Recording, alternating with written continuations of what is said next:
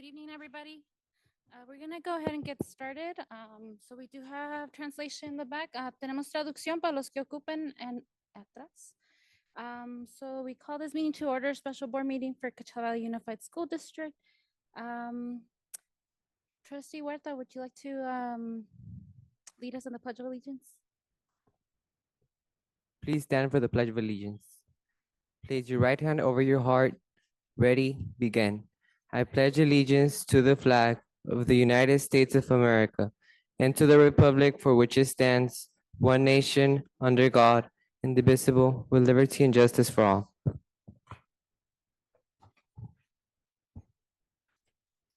Can we get roll call? President Jocelyn Vargas. Here.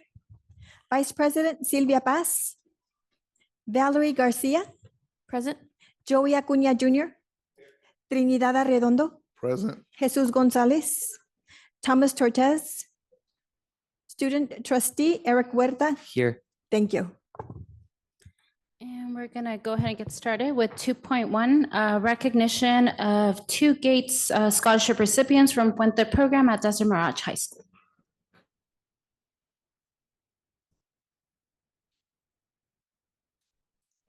Good evening, Board President Vargas, board members, Dr. Esparza, and cabinet. I'm Elizabeth Sotelo, proud principal at Desert Mirage High School, and today I'm here to recognize and celebrate 2 amazing seniors who are an example of the great things that are happening at Desert Mirage High School every day. So with me today, I have coordinator of the Puente program, Mr. Gonzalez, and our Puente counselor, Mr. Alvarez, who is a DM alumni. Please welcome them.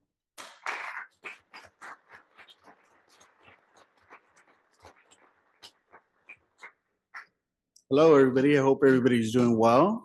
It's good to see you all today. I did want to share a little bit about where we're at with our Puente program before I introduce these wonderful students and also our wonderful counselor. This is our 10th year of our program at Desert Mirage High School.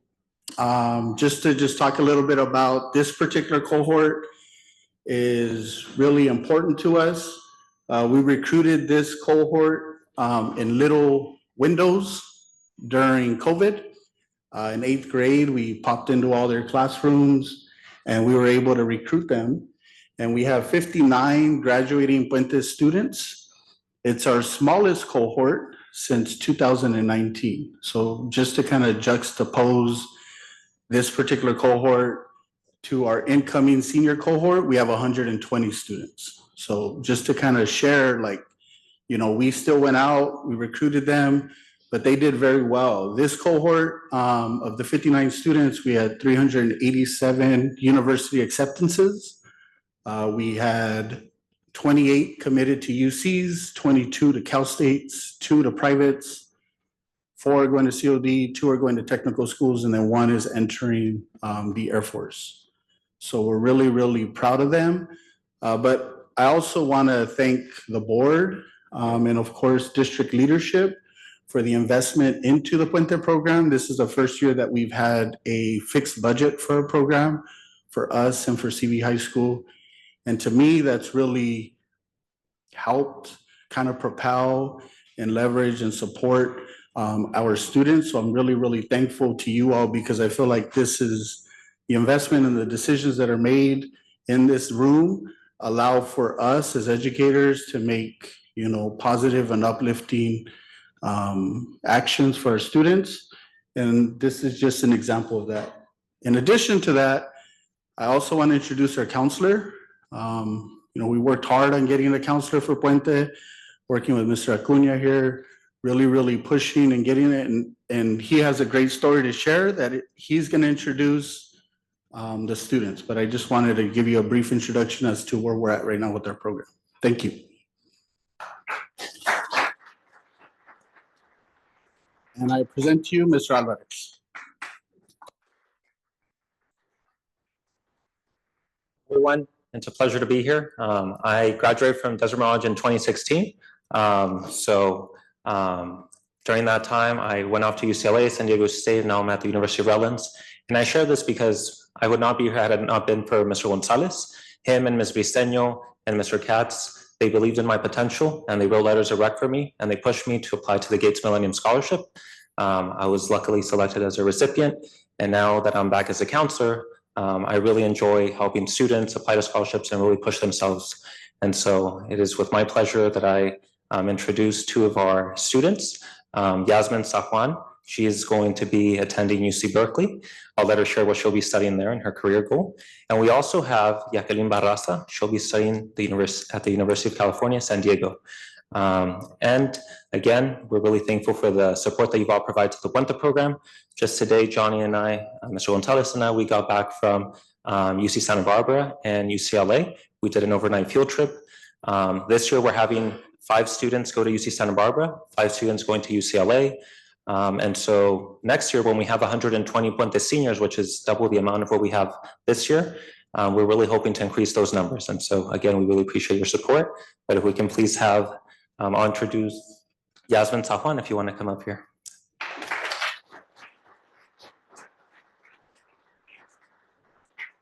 Good afternoon, everyone. My name is Yasmin Safwan, and I am going to be attending the University of California, Berkeley, and I'm also majoring in biology to ultimately become a diagnostic radiologist.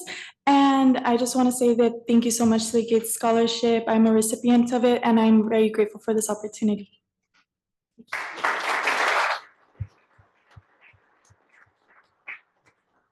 And now I will introduce Jacqueline Barraza.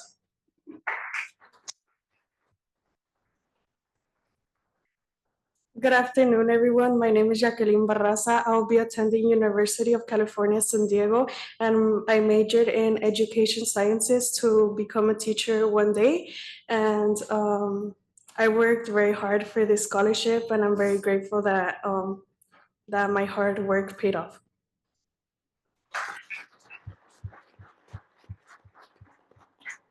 And just to wrap up, again, the Gates Scholarship covers everything for their bachelor's degree, so they do not have to worry about paying a single penny for their education. Thank you all. We have some certificates. We have certificates for the students, or maybe we could take a picture.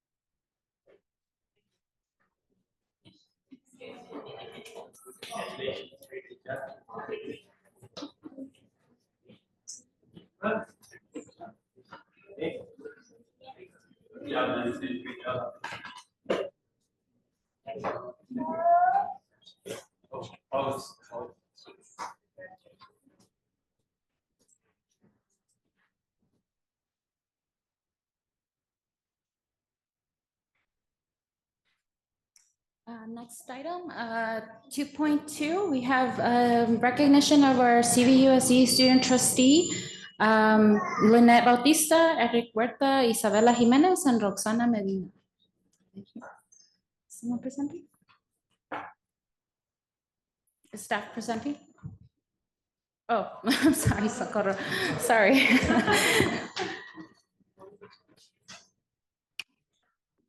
Good evening, everyone. Tonight, I have the honor of recognizing our incredible student trustees. Once again, Roxana, Isabella, Eric, and Lynette, if you can please come up here. These remarkable young leaders have brought thoughtful insight, passion, and a strong student voice to our board this year. They've shown maturity beyond their years and a deep commitment to representing their peers with honesty, integrity, and care.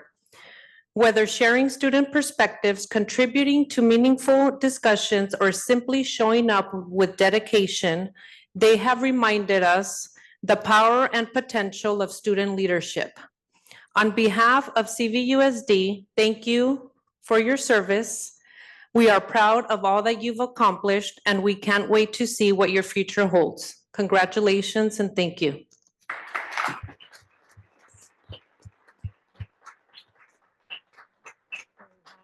Isabella.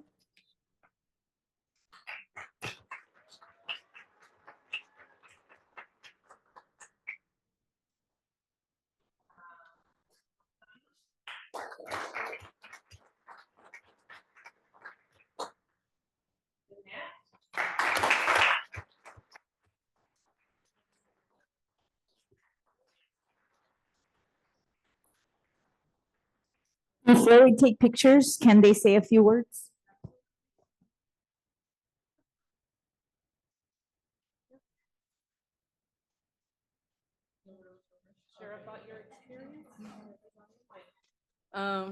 Well, hi, I'd like to say thank you for allowing me to serve another term. I've enjoyed the last 2 years serving my term, hearing from my peers and hearing from outside of just my friends. I've enjoyed just the overall time in giving what the students are saying and reporting back here and making sure that they know that there's some changes, even the small ones that we see day to day. I just hope that moving forward, this continues and the next trustees follow in the same path and excel even more. And I wish nothing but the best for every single individual here. Thank you.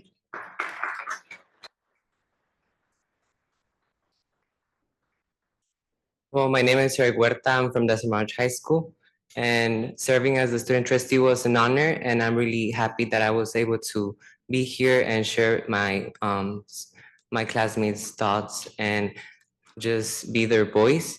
And I also want to thank the whole district for the amazing growth we have in the schools. I feel like we've grown a lot in school lunches, transportation, and just the overall student experiences. And thank you for the opportunity.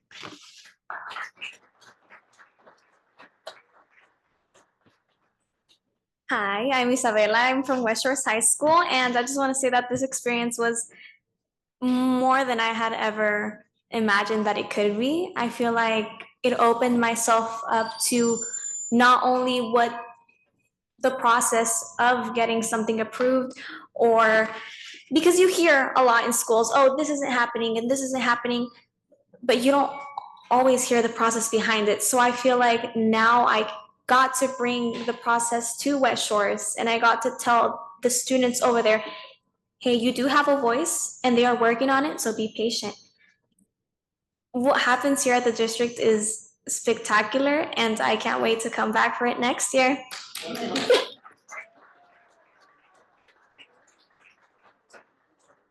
Good afternoon. My name is Roxana Ojeda, and I'm from La Familia High School, and it's truly been an honor to be the first student trustee of La Familia. And I just loved hearing every single thought of the students, every single thing that they wanted to see change. And it's just been an honor. I'm really shy, so like being able to be a student trustee has really improved in my communication. And I didn't really think that I would become a student trustee. Everything was unexpected, but I wouldn't change it for anything because I just loved being part of the seating in the district. And yeah, thank you.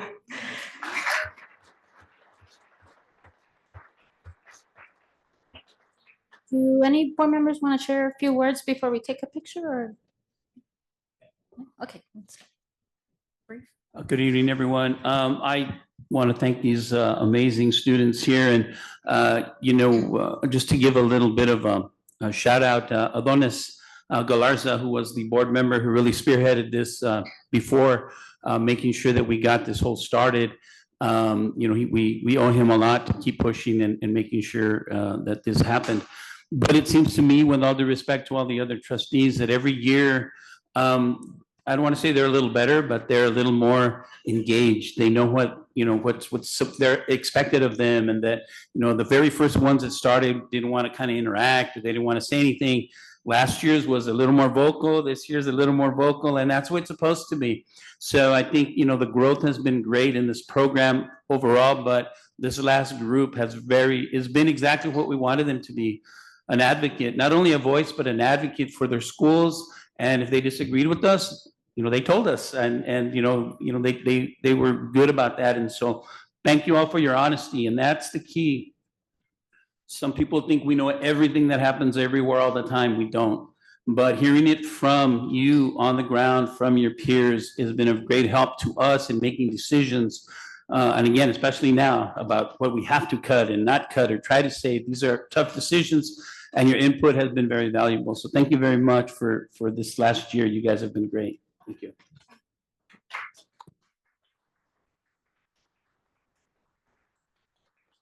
I just want to say, thank you for participating and being a board trustee.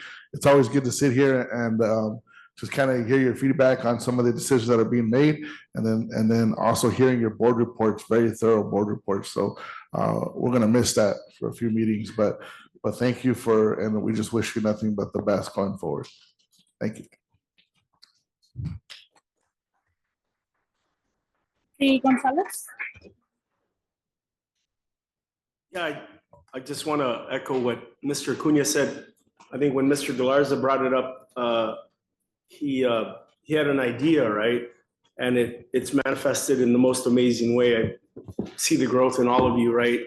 You've been with us a couple of years, and your assertiveness, right, and your thoroughness, your thinking, and your understanding the process. And I think we're here to serve students, and what a better way when we can hear directly from you. And just thank you for what you do. I know it takes a lot of time.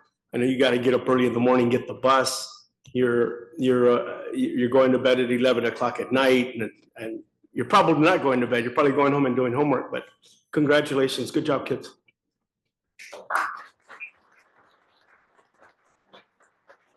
Clerk Garcia? It's been excellent to see you all kind of own your position and familiarize yourself, like you said, with the process. I'm so glad to see the growth. It's been excellent, and so look forward to seeing you tell your friends so that they know that it's, demystifies this whole process. We so look forward to hearing from you in the future, and you're so welcome back. Thank you all.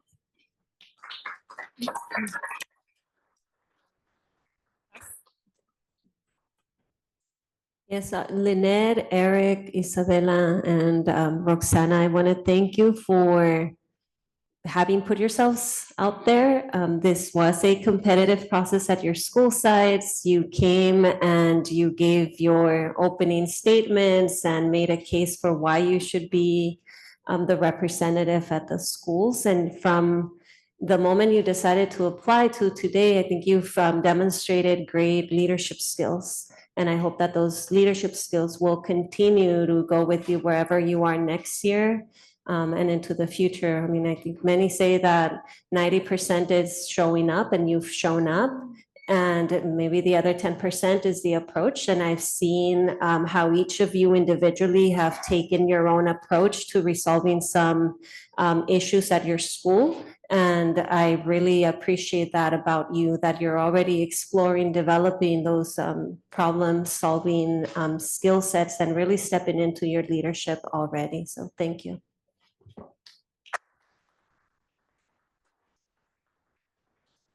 feel like there's not much more to add, but I'm always really impressed with, our student leaders, and I'm just really grateful for you all to really showing us how to lead as well. I think for me, I think as a young adult, as a youth, I never thought, I was always kind of that person in the background. I still feel like I am. And so I feel like, seeing you all step up really encourages us to also step up and, really voice the concerns of our community and our students. And I really appreciate you all bringing that perspective to the table. So thank you all so much. So we'll take a picture.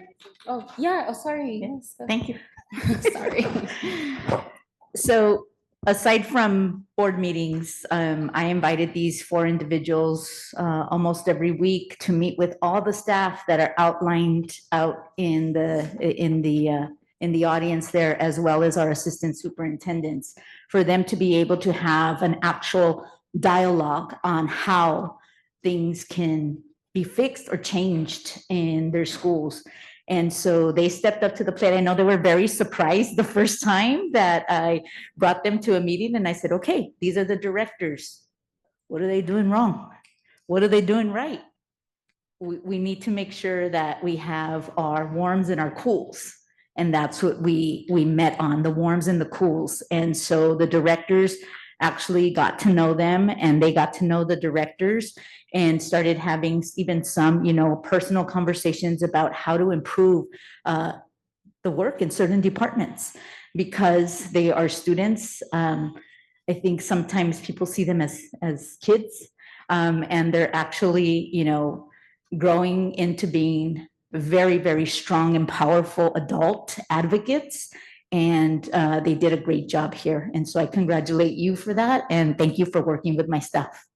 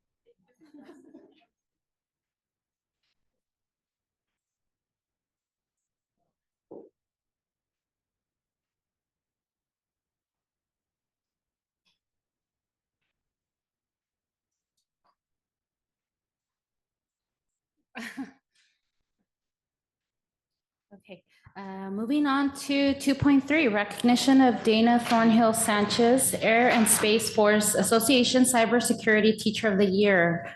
Okay. Thank you.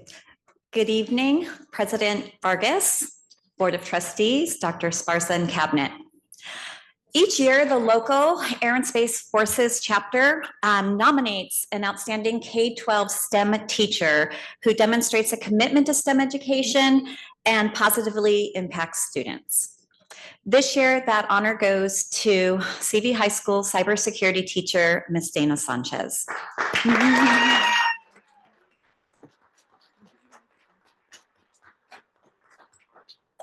Ms. Sanchez has been with our district since 2020. Since that time, she has been growing the program, inspiring students to compete in the Cyber Cup competition. Her students entered their first event this year and won second place. Ms. Sanchez was then submitted to the state, and she's also the state cybersecurity teacher of the year for California.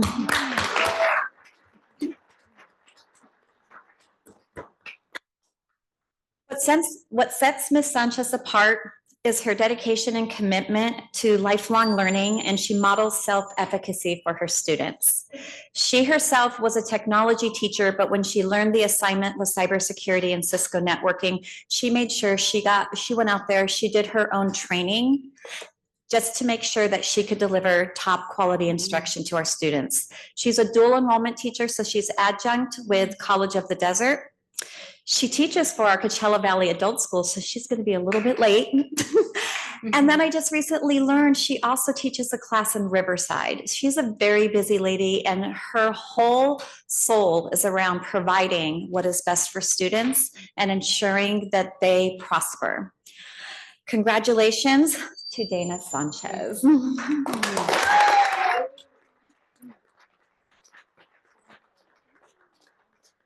I just want to say thank you so much. You are empowering our students tremendously. I have 180 students right now. Most of them are this year IT Fundamental certified with CompTIA, PC Pro certified. That's really tough to do. Office Pro certified. We're working on Ethical Hacker and just so much more. Amazon Business Solutions, just extra stuff. Anywhere we can get our hands in. There are, any given day, there's 450,000 jobs open in the US in cybersecurity. And they're learning so much that they can go into the field as soon as they leave. So thank you for all that you do for us. Thank you.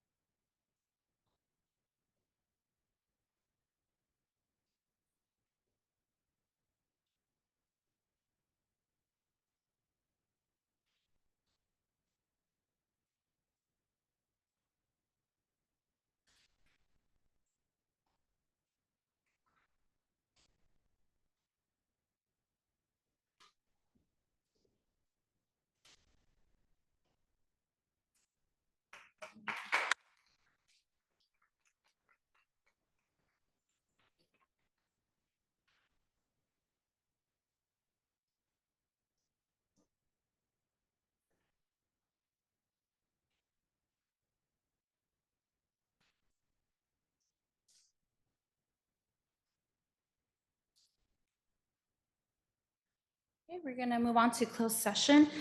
We have closed session public comments. This is an opportunity for members of the public to address the governing board regarding any closed session items within the board's subject matter jurisdiction. Please complete a request to address the governing board form and hand it to the recording secretary. Speakers will be limited to 3 minutes per person with a maximum of 20 minutes to each subject matter. And I know that CSEA wanted to recognize also scholarship recipients. So we have Megan Farley, CSEA scholarships.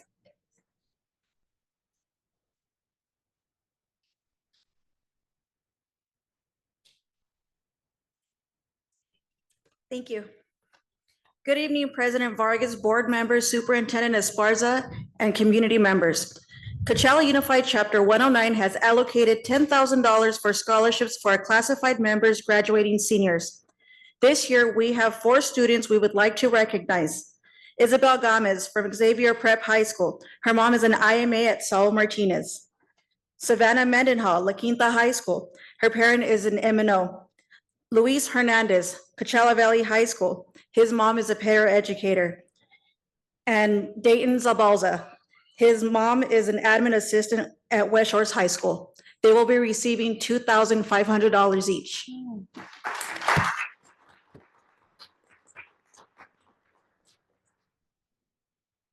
Can I have them come up? Yeah, of course.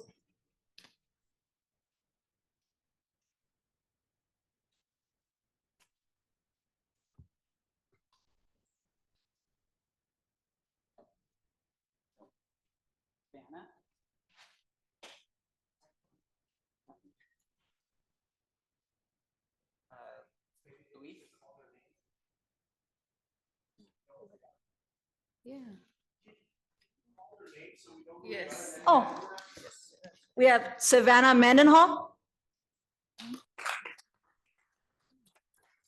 Isabel Gomez. And Luis Hernandez. Thank you. Would you like to take a picture too, or? Yes. Up here? Yes, please. Okay. With us? Or-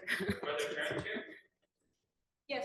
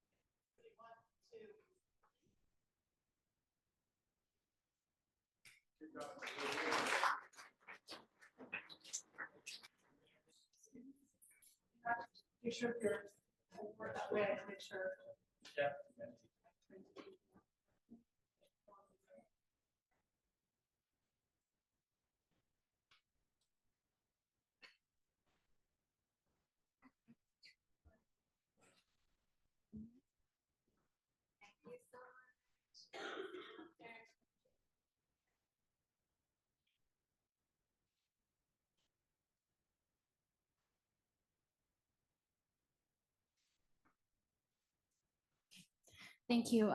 Next, closed session public comment, Victoria Montes, regarding facilities for staff.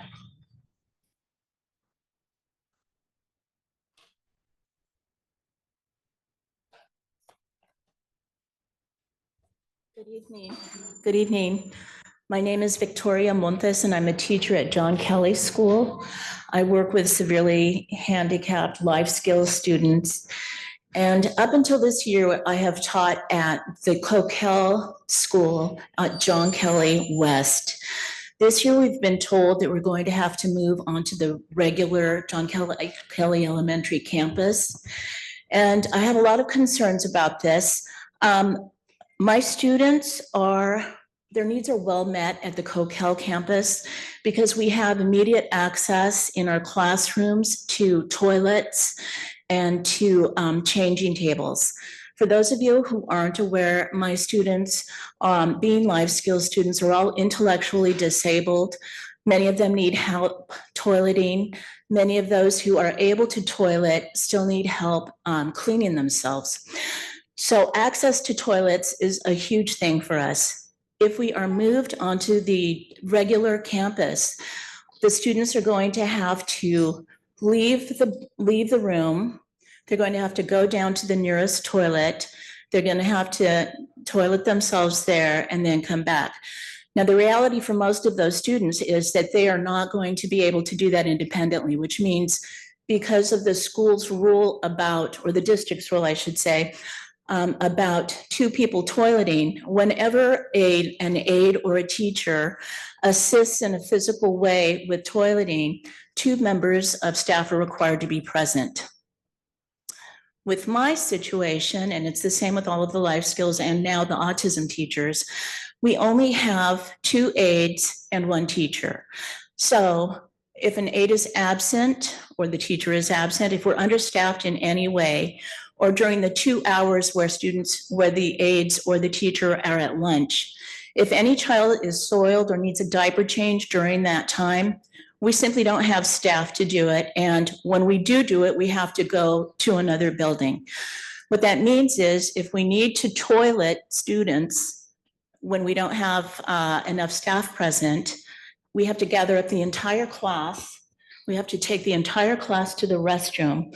We have to toilet the student in that toilet while we're keeping an eye on the rest of the students. And then we have to get up and go back to the classroom. It's absolutely a ridiculous situation. I'm here to plead for my class. I'm here to plead for my students, for the most vulnerable kids in CVUSD. Please, please allow the district to continue renting the Coquel building so that the most vulnerable students in our district will have the facilities that we need. Under IDEA, under the ADA, our students are entitled to a free and appropriate public education. They won't be getting it if we have to exercise this kind of thing to toilet our kids. Thank you. Thank you very much for your time. Next speaker, we have Veronica Dueñas, CSEA with Classified School Employee Week.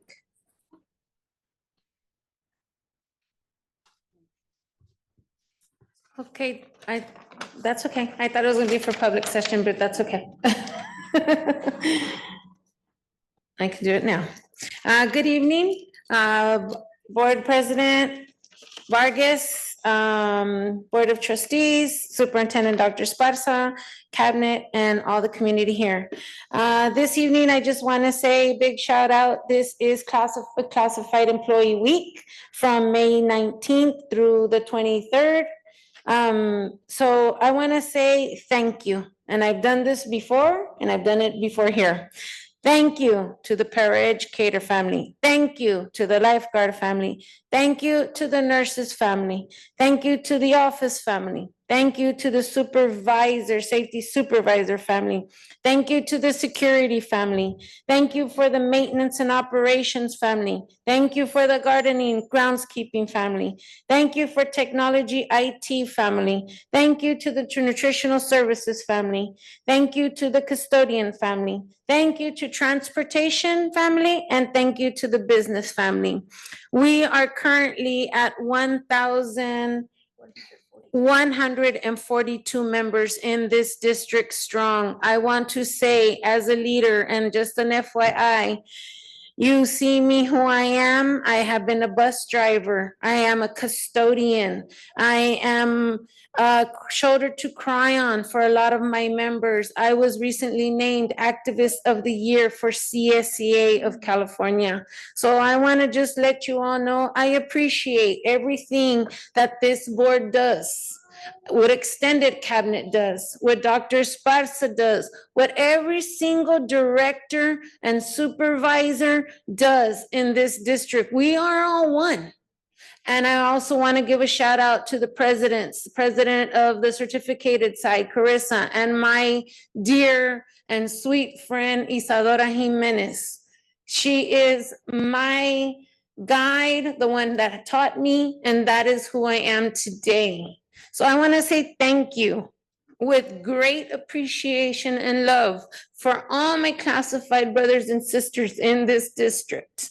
You have given your heart, your lives, your dedication to every student, every coworker in this district. Please stay tall, stand tall, and stay proud.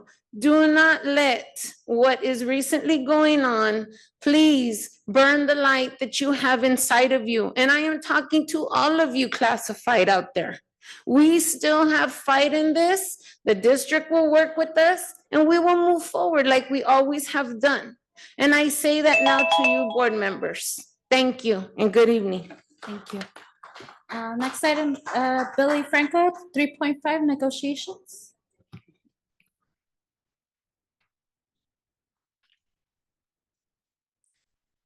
Good evening, President Vargas, board members, Superintendent Esparza, and community members. My name is Billy Franco, and I serve as a curriculum resource technician for CVUSD, overseeing core curriculum, school libraries, and providing support to our instructional media assistants. Tonight, I speak not just as a staff member, but as someone who deeply believes in the power of education and access, both of which are at risk if we eliminate our instructional media assistants. School libraries are more than rooms with books. They are hubs of learning, curiosity, and connection. California Education Code Section 18100 clearly states that school districts shall provide school library services for the benefit of pupils and teachers. This is a state mandate grounded in the belief that access to information and literature is essential to each student's education. While not every school has a credentialed librarian, IMAs are the ones who make these spaces come alive. They circulate textbooks and devices, help students find books and do research, manage inventory, run book fairs, and offer support when students or teachers need it the most. They build lasting relationships with our students. The IMAs not running the libraries means the students will not get their textbooks at the beginning of the year, which results in a high possibility that our district will not pass the Williams Act inspection with RCOE. I would urge all students, parents, and employees who care about our students' education to file a Williams Act complaint next school year if the students do not have their textbooks in their hands by September 1st. Cutting these roles is not just a staffing issue. It is a choice to limit student opportunity, and it strikes hardest at those who need the school the most. I urge you to support staffing all our libraries with instructional media assistants with reasonable hours per day and months a year to protect equity, protect literacy, protect our students. Keep instructional media assistants in our libraries where they belong. Thank you. Thank you. Next comment, Mary Meyer, general concern, VAPA staffing elimination.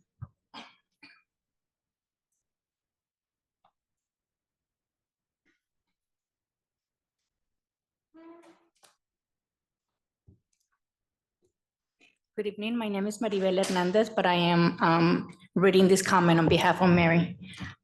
Mary Meyer, CBTA elementary member at large, Mount Vista 4 through 6 PAPA teacher and TK3 STEAM lab coordinator. And this is what she has to say. With 14 instructional days left, I have one question. What is the plan? When will the new school be staffed? There is conflicting information if the campus will be open in August. Is there an update? How many certificated and classified employees will be needed?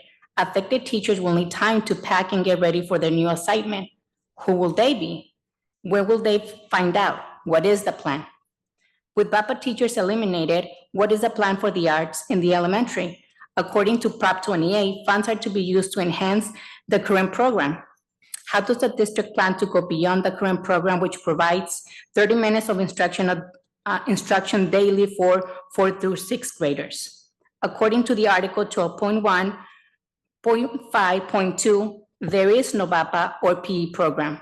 The 30 minutes of preparation time will be decided by a two-thirds majority secret ballot at the school faculty with concurrence of the site administrator. What is the plan for supervision during this additional time? Is there a plan? At Mount Vista School, the VAPA teachers run the STEAM labs. Now the VAPA positions have been eliminated. What is the plan for the STEAM lab at Mount Vista? With the elimination of LSAT, teachers are being tasked with makeup tests for absent students and students who require more time. Meanwhile, regular lessons stop. All the other students sit in silence, losing hours of instruction. And while those who are testing, they feel the pressure of everyone waiting for them. Is that the plan? Principals are working to wrap up the year and get ready for next year, but not all the schools have a principal for next year. When will that happen? Is there a plan?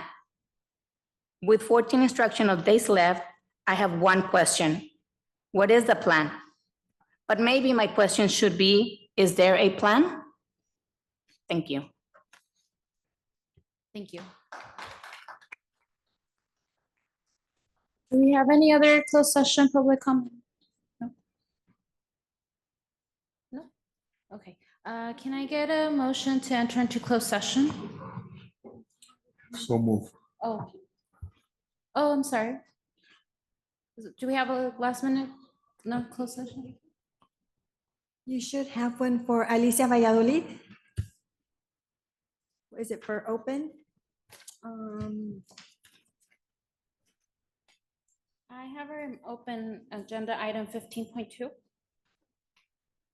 So we'll have it in open session? Right now? Public comment open session? Okay. Okay. Public comment open session. So when we come back from closed session, I'm sorry. Thank you. So when we come back from closed session, you're the first one up. So can I get a motion go into closed session? So move. Second? Second? Second. And all those in favor, what time are we coming? All right. Okay. So we'll be coming back at 7:30 or possibly 7:45. Okay, thank you. And then we're on, can I get a motion to return to open session? A second? Second. Okay. 4.2, announce action taken in closed session. All right. So the board took the following action in closed session. Approved expulsion case number 24/25-017 for stipulated expulsion. Motion made by trustee Arredondo, seconded by trustee Gonzalez. Motion carried 6-0. No abstentions. Board took the following action in closed session, approved expulsion case number 24/25-018 for stipulated expulsion. Motion made by trustee Arredondo, seconded by trustee Vargas. Motion carried 6-0. The board also took action during closed session. The board voted to approve on May 20th, 2025, a 10-day settlement offer, settlement agreement, and general release resolving a matter for parents of OAH case number 20250-30280 on the 20th day of May 2025. Motion carried by trustee Arredondo, seconded by trustee Paz. Motion carried 6-0. And finally, pursuant of advisory board arbiter, decision to deny a request for reinstatement is accepted by the CVUSD school board for employee ID number 2025/11/683 on the 20th day of May 2025 on the terms set forth in ARC 99E1287. First motion was by trustee Gonzalez, second motion by trustee Arredondo, 6 yeas, 0 no, 0 abstentions. Thank you. Moving on to 4.3, approval of the agenda is submitted. Do I have a motion? No, second. Second. All those in favor? Aye. Opposed? Abstentions? Motion passes. Moving on to public comments. We have a number of public comments, introductory comments and requests to address the board on items on the adopted agenda, and items not on the adopted agenda will be considered from the audience at this time. Please complete a request to address the governing board form and hand it to the recording secretary. Speakers will be limited to 3 minutes per person with a maximum of 20 minutes to each subject matter. Additionally, the person making the request should state his or her name and the organization or group represented. Please be advised that the board is not always at liberty to answer any questions right away. State law prohibits the board from taking any action on items not listed on the agenda. We have a number of requests. First, person, Alicia Valladolid, subject matter, item number 15.2, IMAs.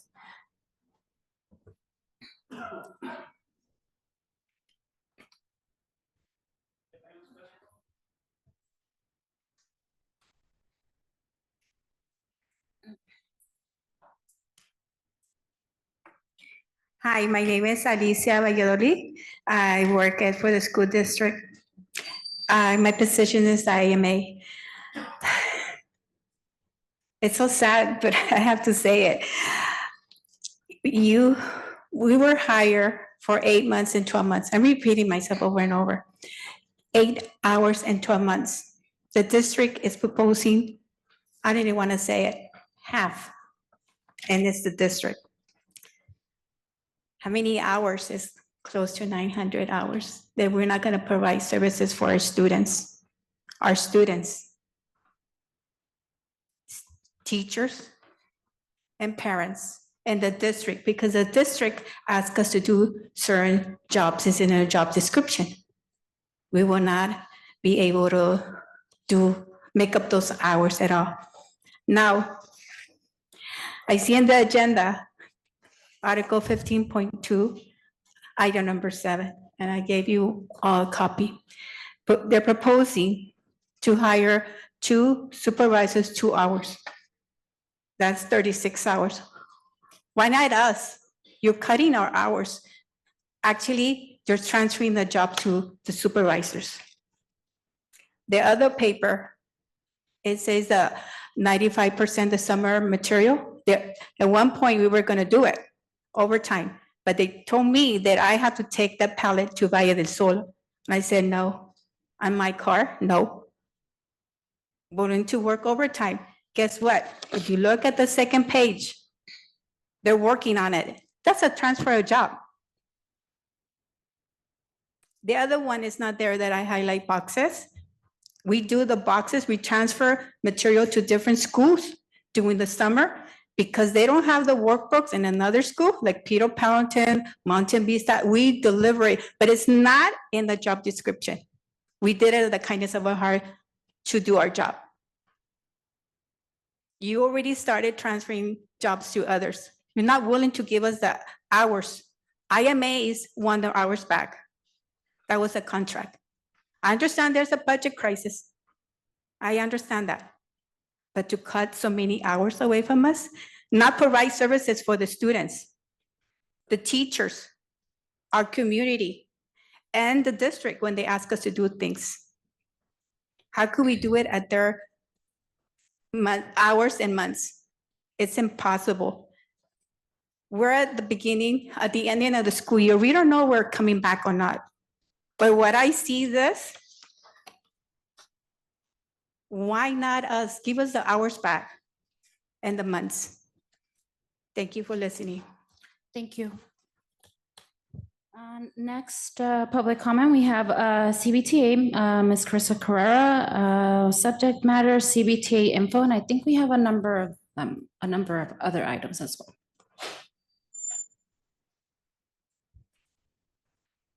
Good evening, Carissa Carrera on behalf of CVTA, and I will not take the 3 minutes on each item. So, but I did have to separate them because it'll be more than 3 minutes total.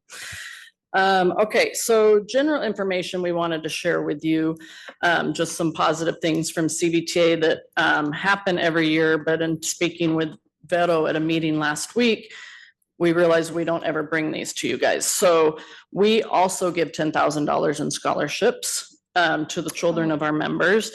We do it differently than they do, though. They pick 4 people to get the $10,000 and we give the money divided among whoever applies that qualifies.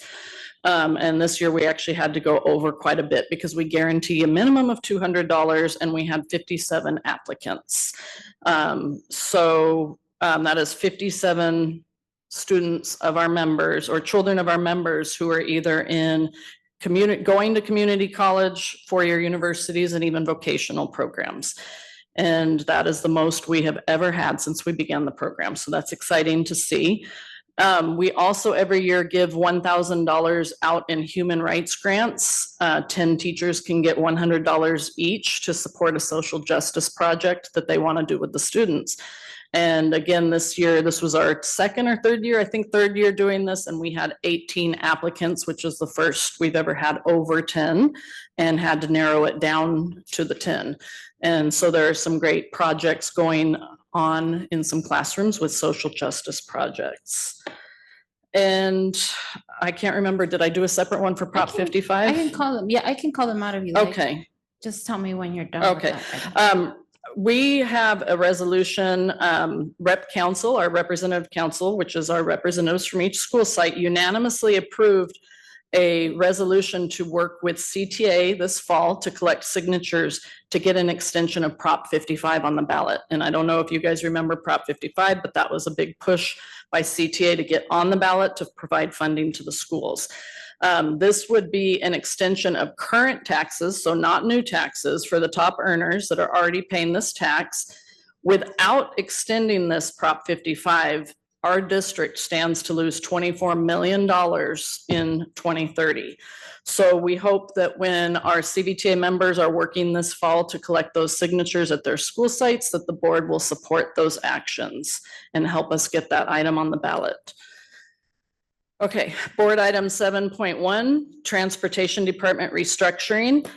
The description on the agenda states that the restructuring is aimed at enhancing operational and organizational efficiency, which is excellent. It's a good reason to restructure a department. The third slide mentions handwritten time cards as an identified core challenge, but nowhere in the rest of the presentation is there any solution offered, or is it ever even addressed again. It's very concerning that someone would take the time to acknowledge that as a challenge in the transportation department, but then ignore it completely in the plan for restructuring. And the next item is board item 8.3, new high school courses. You have 28 new special education life skills courses listed on there. Excellent courses, and we understand the need for alignment. We, CVTA, would have appreciated the opportunity to have been part of this conversation to discuss teacher qualifications for these courses, whether or not we already have those teachers, or if we're going to need to look for teachers.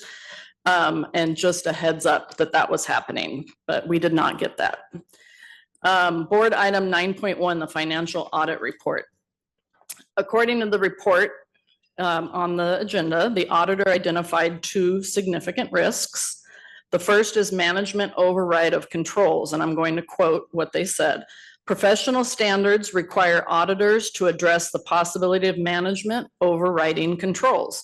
Accordingly, we identified as a significant risk that management of the district may have the ability to override controls that the district has implemented. Management may override the district's controls in order to modify the financial records with the intent of manipulating the financial statements to overstate the district's financial performance, or with the intent of concealing fraudulent transactions. I will note here, of course, that they did not state that you were doing that, just that there's a possibility that that could be done. We hope to see a plan in the near future addressing that risk.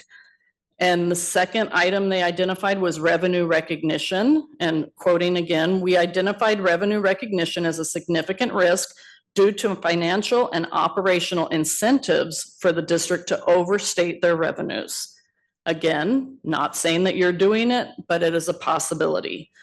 We hope that these 2 significant risks will be addressed and shared with the public soon. Board item 9.9, the online bidding system. The district's current method of bidding has been a topic of discussion for many years. To date, it seems no one on this board has been interested in making that move to a more transparent process for the spending of millions of district dollars at a time. In fact, the topic has been shut down at the Facilities Committee more than once and was recently removed from a previous board agenda. The Facilities Committee meeting scheduled for last week was rescheduled due to someone's conflict, so there was no discussion to be had that day regarding that item. We agree with the proposal that is on the agenda tonight, and CVTA suggests that it be approved with the option A addition. Board item 10.2, I only have 2 more. The need for qualified educators. Last year, you riffed 57 teachers. A good amount of them were brought back this year, but then let go again. You also non-reelected 10 certificated bargaining unit members. You released dozens of temps and riffed an additional 42 bargaining unit members. You have now eliminated more than 109 certificated bargaining unit positions in 2 years. Why am I sharing this?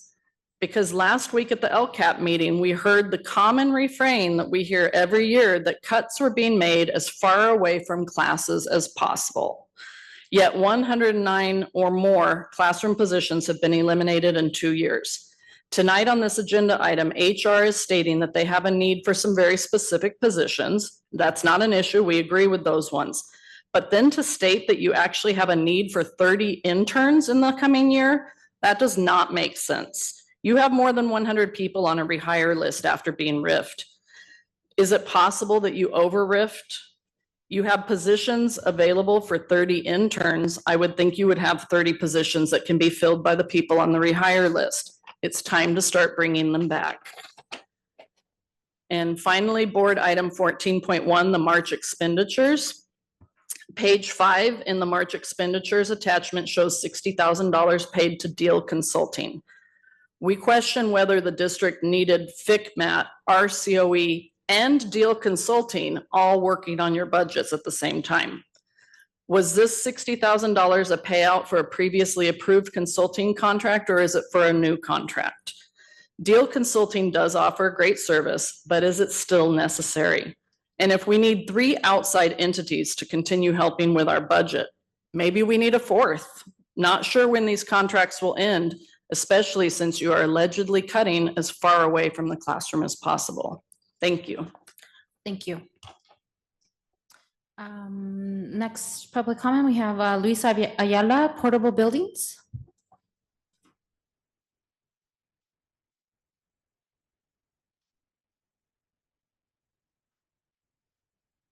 Buenas noches. Mi nombre es Diácono Luis Ayala y soy administrador voluntario de una misión que abrimos en North Shore, una misión católica. Y comenzamos hace 3 años y ahorita pudimos comprar una propiedad de 4,5 acres y pensando en los jóvenes, hemos estado buscando cómo ayudar a los muchachos de esta comunidad a que se involucren en otras actividades. Y CVUSD me ofreció pagar el maestro de música si yo podía conseguir unas trailas. Entonces fui al condado, me dijeron que sí las podía poner. Manuel Pérez me dijo que posiblemente no me cobraran los permisos. Tengo quien mueva las trailas, pero lo que me faltan son las trailas. Entonces sé que la escuela a veces desocupa trailas por X razones y el motivo de estar aquí es ver si hay alguna traila que nos pudieran donar, es para el beneficio de la comunidad o que nos la podrían vender a un precio razonable que podamos pagar. Queríamos comenzar con 2 trailas, entonces si en la papel que llenamos cuando llegamos dejamos un número de teléfono, si gustan contactarme para agarrar más información. Estamos haciendo lo mejor que podamos en esta comunidad por los jóvenes. Gracias.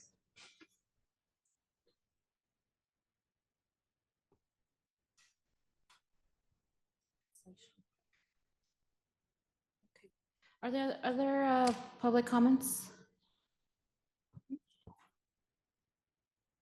2 were submitted electronically. Okay.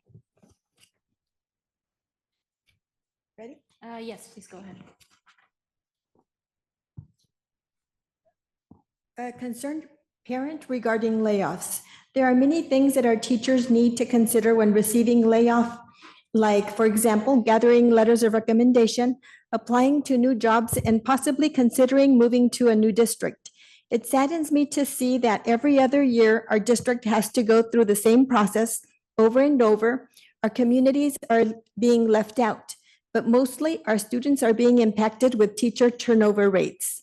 The teachers that you've spent so much money on professional development and training are leaving to other districts because of the economic instability within our district. Recent news indicate that we will be spending $2.8 million on a new director for visual and performing arts. But what happens when the 2.8 million are exhausted? More layoffs? Please don't do this to our community again before having plans of hiring and creating new positions. Please ensure that things will be stable and not have to go to the same situation over and over again. Thank you for your time.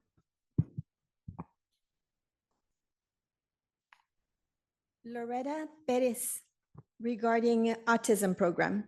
I am writing to express my concerns regarding the recent restructuring of the autism program in the Coachella Valley Unified School District. As a parent of the child with autism, I am deeply invested in ensuring that the district provides a safe and supportive learning environment for all students. The restructuring plan, which includes changes to transportation and classroom assignments, raises several concerns. I would appreciate it if you could provide more information on the following: the reduction in paraeducator support and its potential impact on students with significant needs, including those with toileting requirements, the district's plan for ensuring student safety, including measures to prevent elopement and ensure adequate supervision, the training provided to staff who interact with students with autism and other disabilities. I am particularly concerned about the district's approach to safety, which seems to be reactive rather than proactive. I would like to know what safety precautions have already been planned and implemented to ensure that students are protected. Furthermore, I am disappointed to hear that bilingual technicians who assisted with IEP meetings have been let go. The change may impact the ability of bilingual parents to effectively participate in the IEP process. I would appreciate the opportunity to discuss these concerns with you and the board in more detail. I look forward to hearing from you soon. That was all. Thank you. Moving on to 6.2, Student Board Member Report. Trustee Huerta?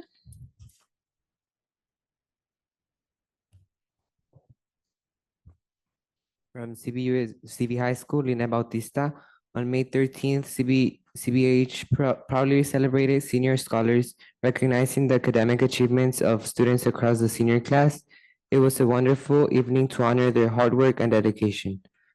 The Commitment Day social was a big success, celebrating over 130 seniors who committed to UC, CSU community colleges, or military branch. Counselors are actively meeting with students to update graduation plans and enroll those who need support into summer school for credit recovery. Recruitment efforts are going for AVID, Puente, and AP courses, and we are working closely with Imperial Valley College to provide support through our College and Career Center and Parent Center. Thank you to the board and district for supporting our students' academic journeys and helping us continue this important work. Serving for 2 years and being the voice of CV High School was an honor. La Familia High School, Roxana Ojeda Medina. LAFA has continued to focus on college and career with support from the district and COD for student registration and post-secondary planning. Counselors are working with school leaders to track students' graduation process and keep families well informed. Students have finished CAST testing and final coursework ahead of May 28th deadline. Thank you to the district and board for helping us create opportunities for our students and supporting their academic success. West Shores High School, Isabela Jimenez Martinez. West Shores continues to support students' well-being with access to therapy, wellness services, and academic counseling. These resources help create a safe, positive learning environment. Our ASB has been working hard, organizing events like Teacher Appreciation Week, Prom, Senior Sunset, and student elections for 2025-2026 school year. Counselors are collecting A through G competition data and are working with students to help them stay on track for graduation and life after high school. Thank you to the CVUSD board and the district for always putting students first and making sure we have what we need to succeed. That's Mirage High School, Eric Huerta. Commitment Day was held on May 8th and celebrated seniors who committed to four-year universities, community colleges, vocational programs, the military, or future paths. Our senior awards night is coming up on May 22nd to recognize academic achievements, scholarships, and special honors. The Puente program has had an amazing year. Out of 59 Puente seniors, 52 committed to four-year universities, including top schools like UCLA and UC Berkeley. 2 students were awarded the prestigious Gates Scholarship, making this our third in a year Gates Scholars. Several juniors were accepted into summer programs, including Cosmos, USC Woolworth Scholars, Questbridge Prep Scholars, and Bank of America Student Leaders. We also celebrated a historic event when our swim team became league champions for the first time in history. Thank you, board members, for choosing me for this year's student trustee. I'm really thankful for this amazing experience. It's been such a great opportunity, and I've learned so much throughout the year. I've seen how much hard work goes into making decisions, and I've been proud to be part of it. To everyone in this board, please keep working hard and always keep students as your top priority.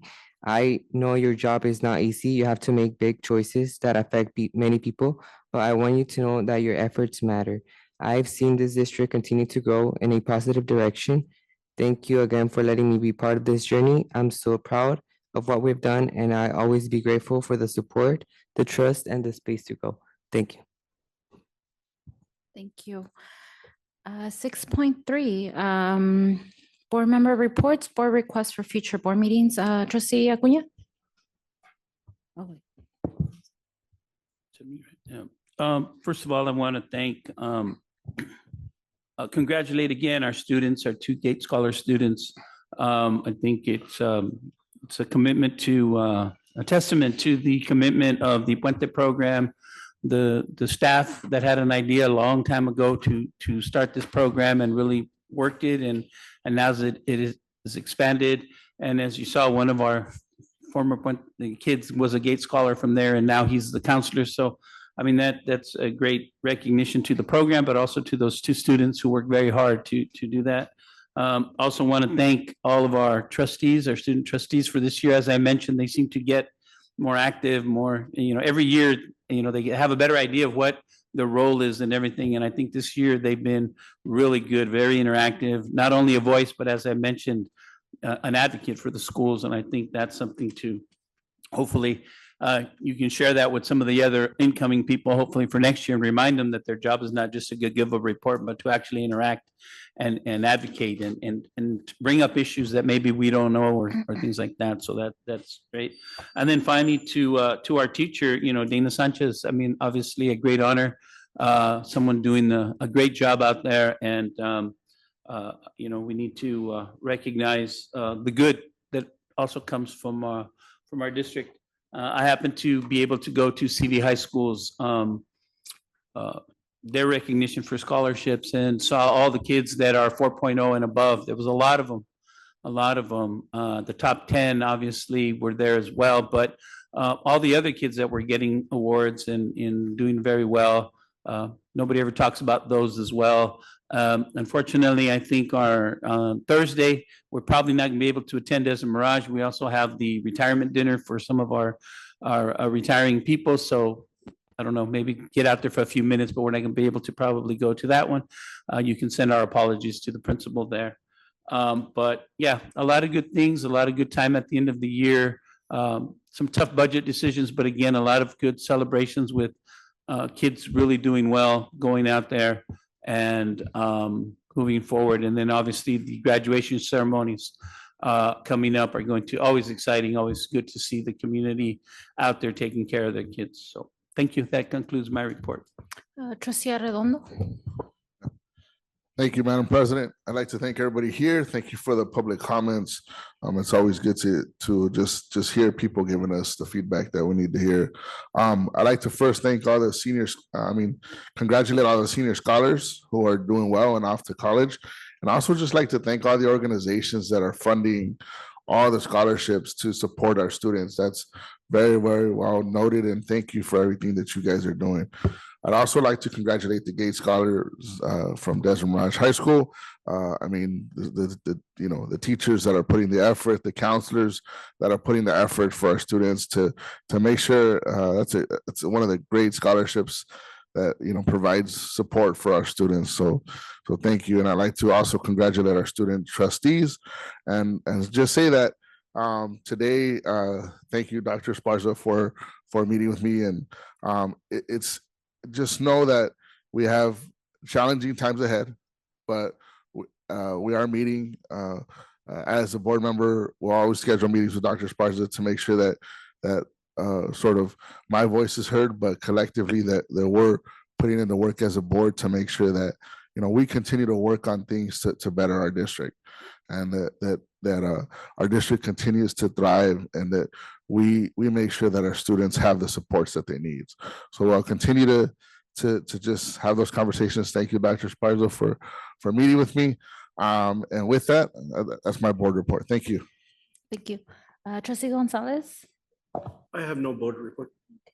Clerk Garcia?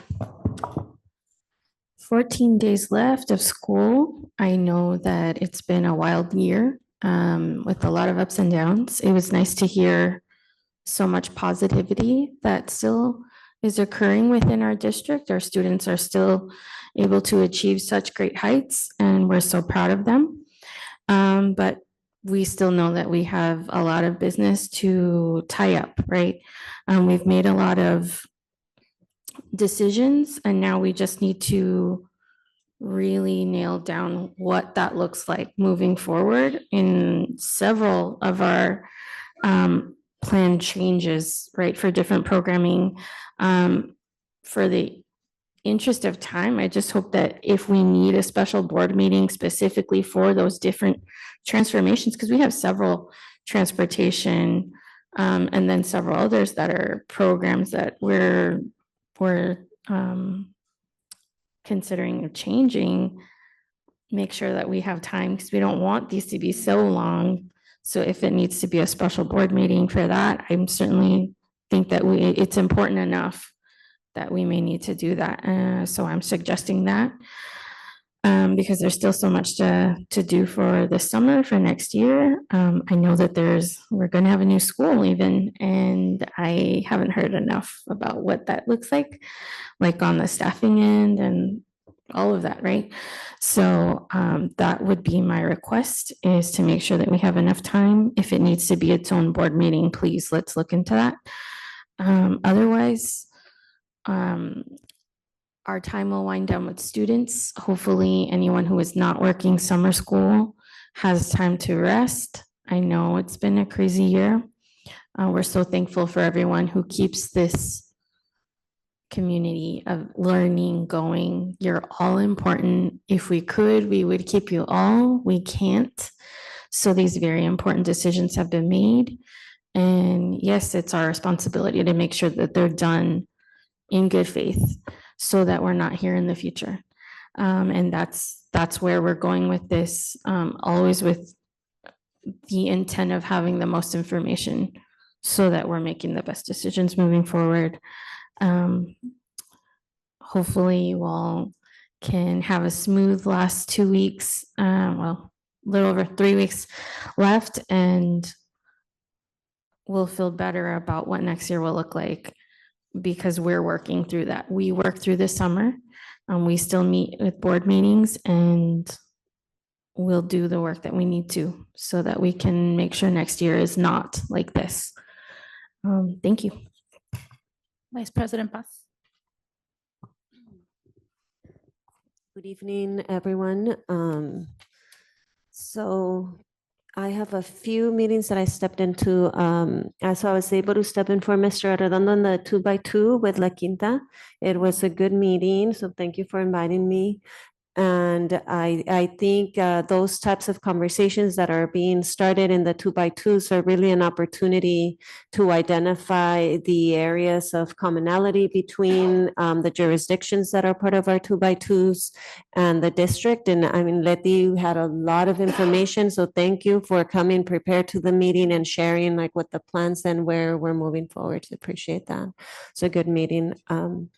I also attended the foundation meeting, and this was sort of the first meeting that was required in order for us to adopt certain decisions to send back to the Department of Justice before we are active. So that information, I believe, has been sent to the Department of Justice, and we're moving forward with filing our statement of information with the state. As soon as the Department of Justice reviews and gives us the go-ahead, then we will have an active foundation.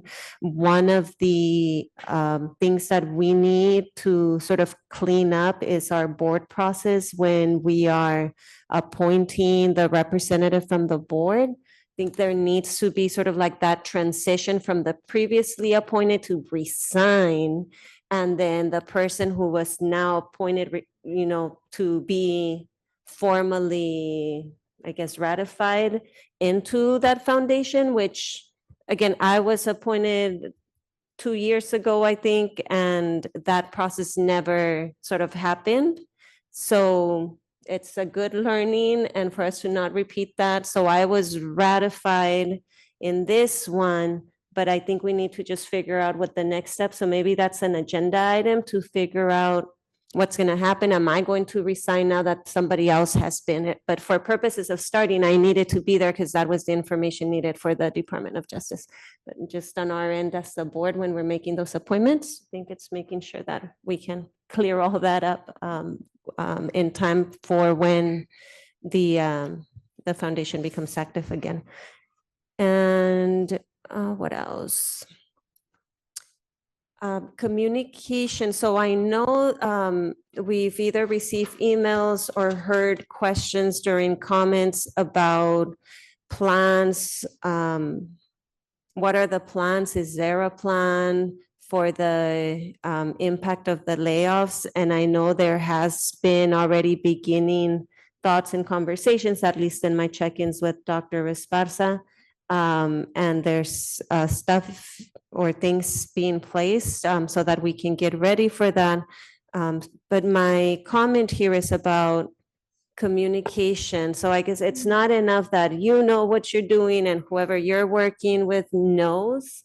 So if other people don't know, it's like it's not happening. So I think that's just the gap. And I know there's a lot of things, and sometimes communication is not one of the things that comes up like the first thing we're going to think about with all the changes. But I think that's just an observation and I don't know how to do it. So, but I'm just putting it out there. I think that we just need to improve like how we're communicating some of these plans so that people feel assured that we understand what these layoffs mean and that we are looking for the best steps so that we can start the next year, smoothly. And those, in terms of request as well, I have asked them several times for I might misuse like accounting, not in the maybe technical sense, but an accounting of our open funds, our grants that need to be spent, how much has been spent, the deadline. So that hasn't come up in any of our meetings, but as we get closer to like the budget, maybe just pairing it with every time we discuss budget, having them that way, there's that consistency of, okay, we're going to see this when a budget presentation comes up. So it doesn't get lost. Thank you. Thank you. For my report, I also had the opportunity to listen into the board foundation meeting. I think one thing that I like to request, as there are benchmarks and there are quarterly meetings, that we have more consistent reporting out. I think there will be, we have our like our audits or our financials that need to be submitted. So just making sure that the board is informed on, we're maintaining compliance and things like that for the future. Just wanted to thank everybody for public comment tonight. Really appreciate it. I want to congratulate all the students that got scholarships from the different organizations, our CSEA as well as CBTA. I think, having that financial support really means a lot to students, and it does go a long way. I did want to mention this Thursday, there will be a presentation in North Shore to provide an update. I think this update is more around the facility, so it doesn't necessarily speak to like our plan for staffing and things like that, unless if I'm wrong. But I believe it's more so like an update on the building and facilities itself, but it will be held at the yacht club this Thursday at from 6 to 7:30. And that's it for my, wow. Okay. So Dr. Esparza is sharing that she'll also be there to provide maybe an update on the North Shore as well. And I think that's it for me. Oh, maybe just last thing, just thank you, Trustee Huerta, for, all their, always being engaged in your informative reports, and yeah, just continue to do great things. Yeah, thank you. So Superintendent's report. Ms. Vargas, before, can I just make a comment? I want to speak on the foundation.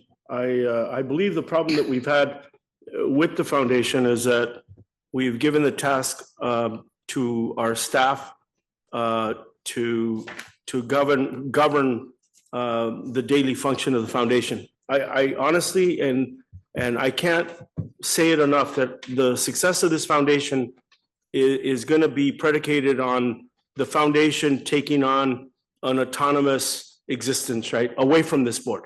That board members serve the two appointed, whoever wants to attend meetings, that we're there almost for ceremonial purposes. I think it's imperative that we include the business community. I ran into a gentleman yesterday who's a former coach. I played baseball with him in high school. He's coached for many, many years.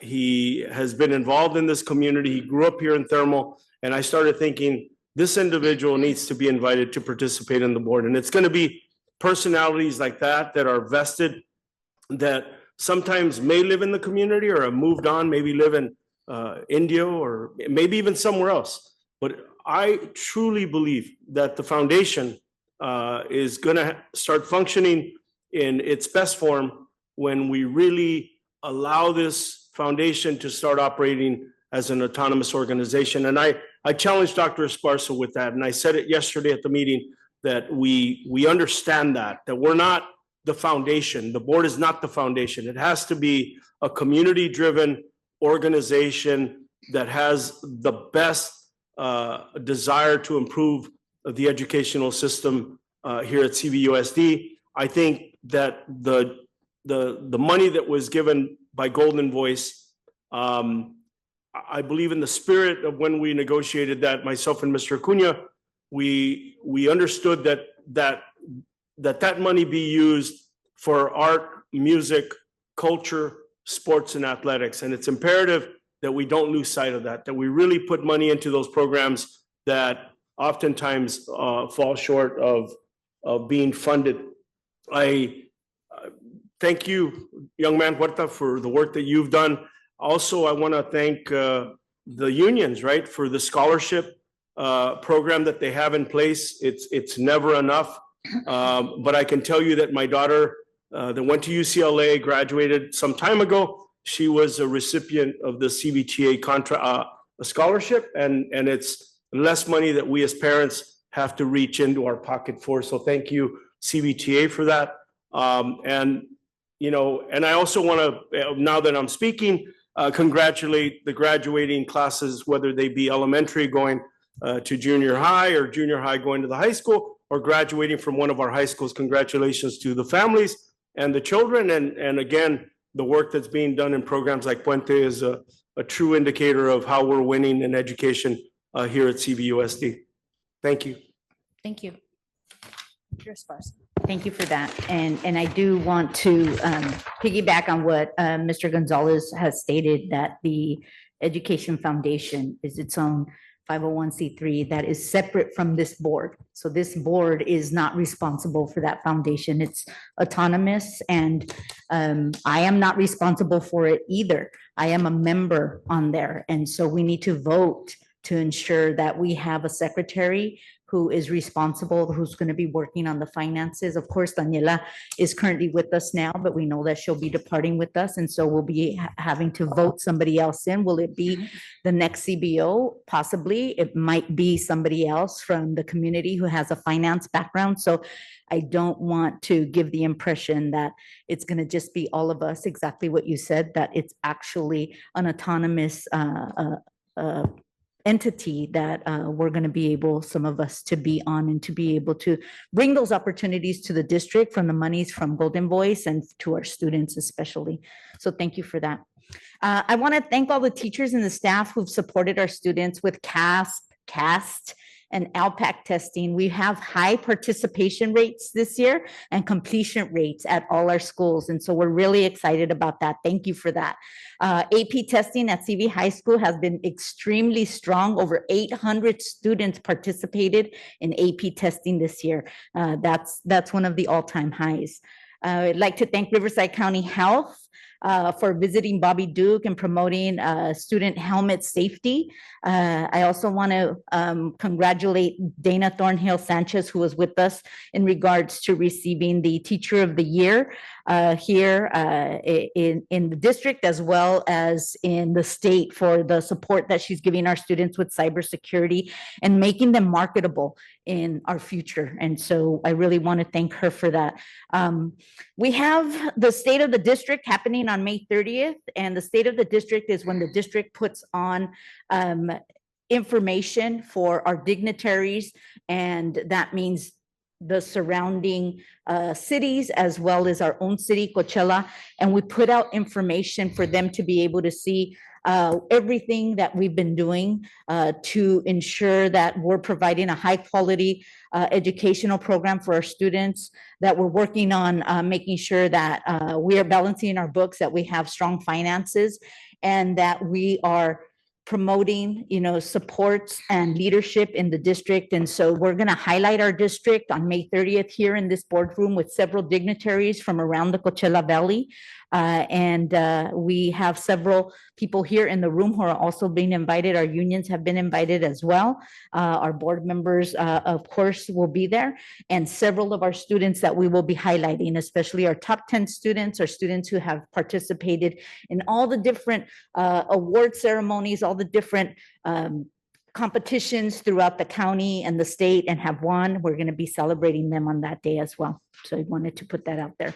I'd like to thank all of our employees who will be retiring this year. We'll be celebrating them, like Mr. Acuna said, Thursday here in the boardroom. So thank you to all of them. I especially like to thank Valerie Perez, who's been the principal at Mountain Vista. She's been with the district for 34 years. I worked closely with Valerie in the time that I've been here. She's done amazing things. And so I just want to thank her, and we'll be celebrating her as well as a lot of other people on Thursday.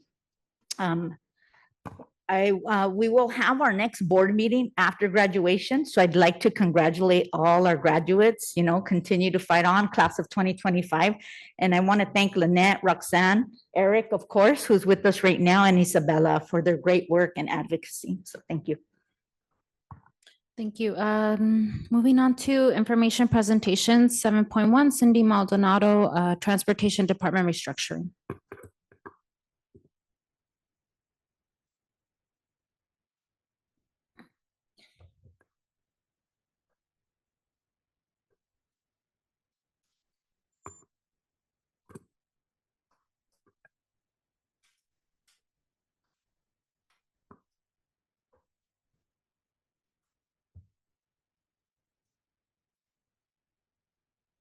Is this on? There we go.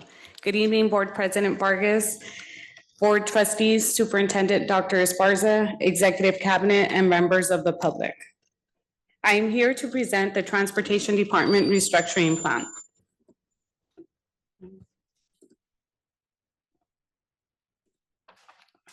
I'm trying to move this. Let's see. Am I able to control it from here? Oh, there we go. Okay, so on this slide, you will see the 5-year trajectory. It's a financial overview of the past 5 years. And as you can see, the department budget has consistently increased over the past 5 years, despite there being a district-wide decline in student enrollment. In the fiscal year 2020-21, you'll see that the expenses are over 10 million and our enrollment is at 17,369.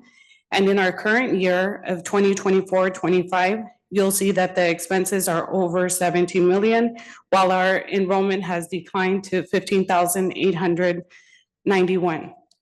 So this trajectory is showing an unsustainable trend and calls for a department restructuring. On this next slide, you will see some of the identified core challenges. These are operational inefficiencies that directly impact service reliability, cost, and safety. Currently, there is a manual handwritten payroll system that requires a significant amount of time from the management team to process and review the records for accuracy for over 130 employees. The district must ensure compliance with DOT regulations and create internal auditing measures to safeguard district assets. There is an evident need to reduce staffing, and this isn't just about cutting. It's about realigning how we work so that the team that we do have in place can be more effective and efficient without sacrificing safety or service. So some of the core benefits of the restructuring is that the restructuring will create a more efficient and effective workflow, bridge communication gaps between our dispatch, fleet, and routing, and the restructuring will allow for accuracy and payroll accountability.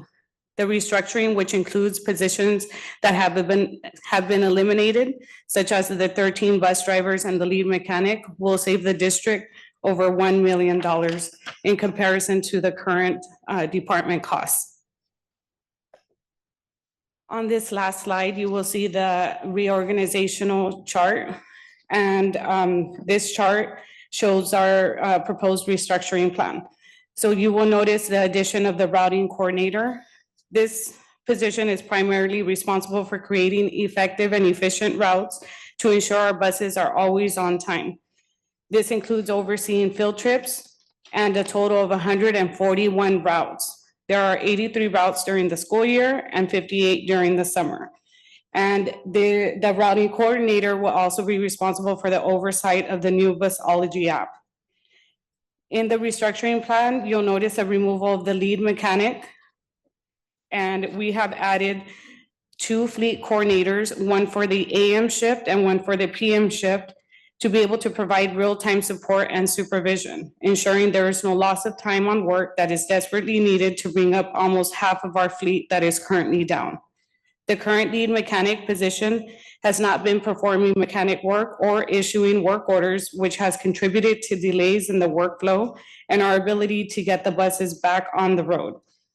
In addition to that, currently our parts inventory system is not accurate, which causes a disconnect on the parts that are needed for our mechanics to be able to get our buses back up and running.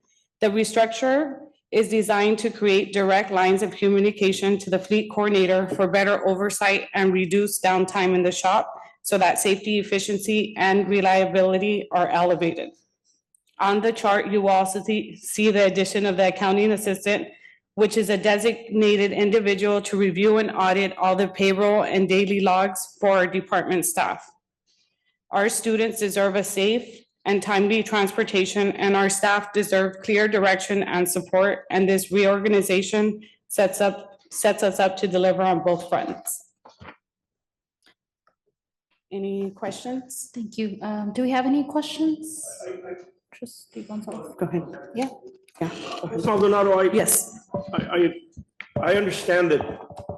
I mean, I appreciate the work that you're doing. Obviously, this is a very it's a very difficult department. We're investing millions of dollars every year into this program, and I just don't. I hear rumors of overtime, strategic methods of getting overtime, route assignments, and recently heard of the misuse of fuel and how fuel is accounted for. And I think it's imperative that as you do this hard work, right, that we immediately put in a system in place so that we're holding how and who has the right to fuel a car, a vehicle.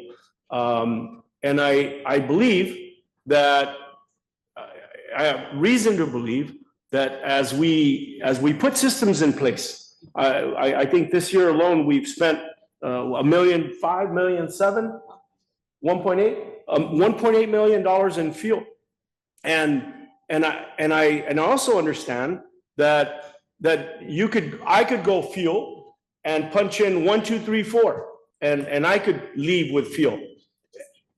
Yeah, whatever. I mean, it's just a code. It's whatever it is, and I also understand that we haven't had camera systems in place until recently to look at who is fueling and what they're fueling. And I'm saddened to say that when now we have cameras in, I understand we might be putting in pretty sophisticated systems on how and what vehicles we could actually fuel. But I think it's going to be very interesting knowing that we've already spent 1.8. By the time we're done before summer, we'll probably be at 2 million. And it's going to be interesting to see what's going to happen next year and what type of fuel expenditures or investments we're making. And it's heartbreaking to me that there might be a big difference between now that the systems are in place. There might be a big difference in how much we're spending in fuel. And then the question of accountability. And I understand that this has been going on for years. This isn't even a 5-year-old story. This has been par for the course for 20 years.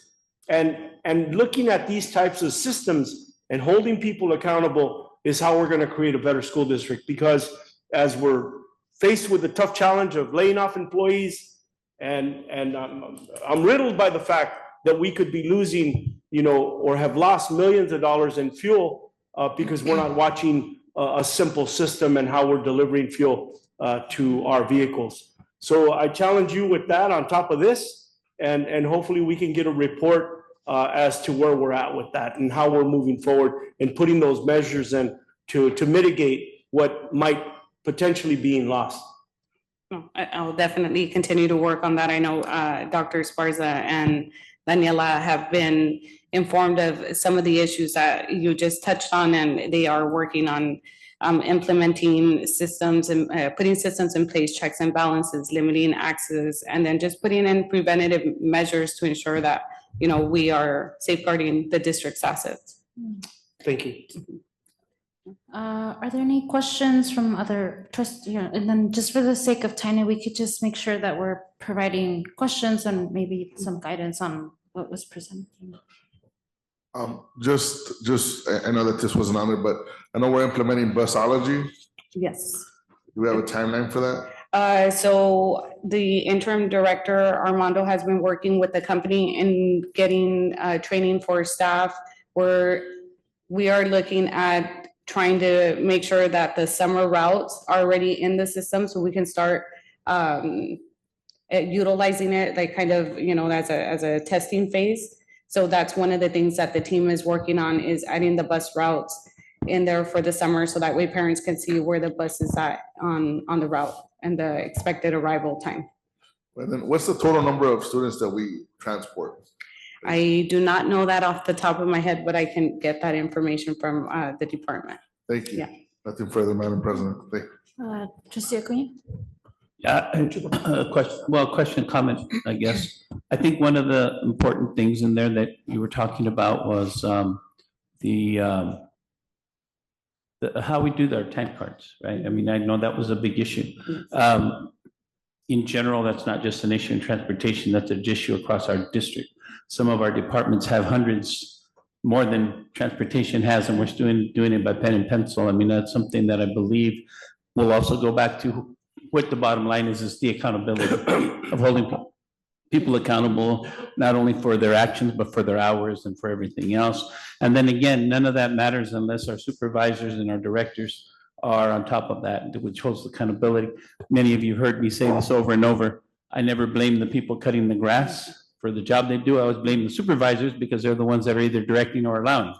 All right. You can't blame the people that are doing a job that nobody's telling them they're doing wrong.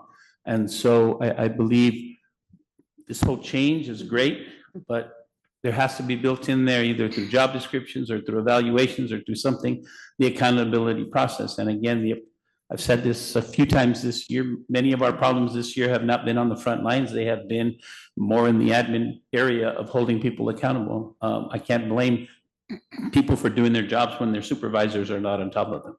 So I think that to me is my only concern.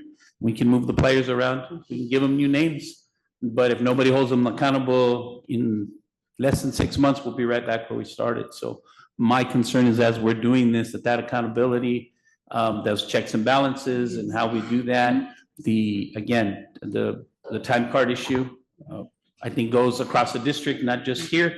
If this is where you want to start and test it out, fine. But I think that is an issue that can help us across the district. But yeah, I would just recommend that when we, again, moving them around and it might flow better, might look good on a chart.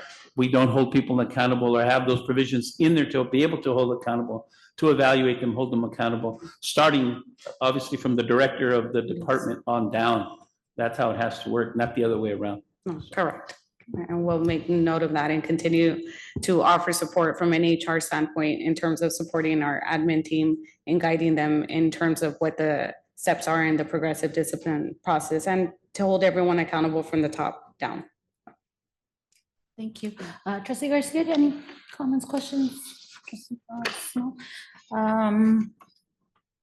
Dr. Esparza, you had a comment? So this is part of the restructuring, the having an accounting person there to make sure that we don't have the supervisors managing accounting as well, because they're not accounting managers, and that's what they've been doing. They've been managing the payroll for every single employee in that department, and they need to focus on supervising transportation, which is working with the bus drivers, supervising the routing and making sure that we implement this routing system that we've invested in and that we've promised our parents, and that we also have a highly effective mechanic shop. And so part of this restructuring, if you do see it, and if you could put that back up, that slide back up, you will see that an accounting assistant is going to be there to be able to support with payroll, as well as with the accounting for fuel and all invoices and things of that nature. Vice President. Thank you. Vice President. I have a question around the supervisors. So you just mentioned, Dr. Esparza, supervisors here, and I don't see such a title on the chart. Is the green classified management, Yes. those are the supervisors? Okay. Yes, so all the green boxes are the classified management and blue boxes would be positions that are within the bargaining unit. Okay, so we're gonna have one supervisor for 80 bus drivers, is that the? Yes, so with the transportation coordinator, they would be overseeing the training and the drivers and monitors. And realigning some of the duties would give them more time to be able to be more hands-on on like evaluating and, you know, dealing with any issues that are arising, any complaints, anything of that nature, and then allow other management to be able to focus on the other areas, such as the routing, scheduling of field trips. And then the fleet coordinator would then be more involved in the mechanic shop. Is that the standard to have one person supervise 80, like the one supervisor for 80 bus drivers? So, and then 15 bus monitors and 3 driving instructors? So for the most part, everyone kind of is the expert in key areas and oversees that type of work. This individual would not be the one evaluating all those individuals. They would be the primary contact or the primary supervisor, and then get that support from the other coordinators. In addition to that, there's also the director that would still remain in place. And it's like the director report. Yes, and this is less, this is almost 20 less bus drivers from before, and I think I know why. And so the duties of the transportation coordinator, we have supervisors right now, so we're moving to coordinators, which is where they are, again, not going to handle payroll, they are not going to handle routing, and that's where they've spent a lot of their supervision time. And so it's solely going to be focused on our bus drivers, our bus monitors, and making sure that we have everyone trained, because they have to continuously have trainings. And so that's why we have 3 trainers on. We did consult with PTI about how many, based on the ratio of bus drivers that we're going to have next year. And they advised us to keep all 3 trainers on. Yeah, the only other comment I was going to mention or ask was how would we consult the report by PTI with this? So Yes, and they were part of the conversations, and these are the recommendations that they've provided to us as a district in terms of what the reorganization structure should be. Thank you. There's no other questions. We can move on to 8.1 action items. Thank you, Cindy. Thank you. Educational services. We have 8.1, Socorro Sanchez requesting approval to replace batteries for Eden uninterruptible power supply unit in the Technology Data Center by Eden Corporation. Do I have a motion? Do I have a second? All those, questions? None? All those in favor? Aye. All those opposed? Abstentions? Motion passes. 8.2, Socorro Sanchez requesting approval of acceptance of grant funding from Menlo Education Research Factors Forum to increase understanding of the math framework to improve math instruction. Do I have a motion? Motion. A second. Any questions? All those in favor? Aye. Opposed? Abstentions? Motion passes. 8.3, Socorro Sanchez requesting approval of new high school courses for 2025-2026 school year. Second. A second. Any questions? All those in favor? Aye. Opposed? Abstentions? Motion passes. We have 8.4, Socorro Sanchez requesting approval of memorandum of understanding with trustees of the California State University San Bernardino to offer the high school university dual enrollment program. Do I have a motion? Second? A second. Any questions? All those in favor? Aye. Opposed? Motion passes.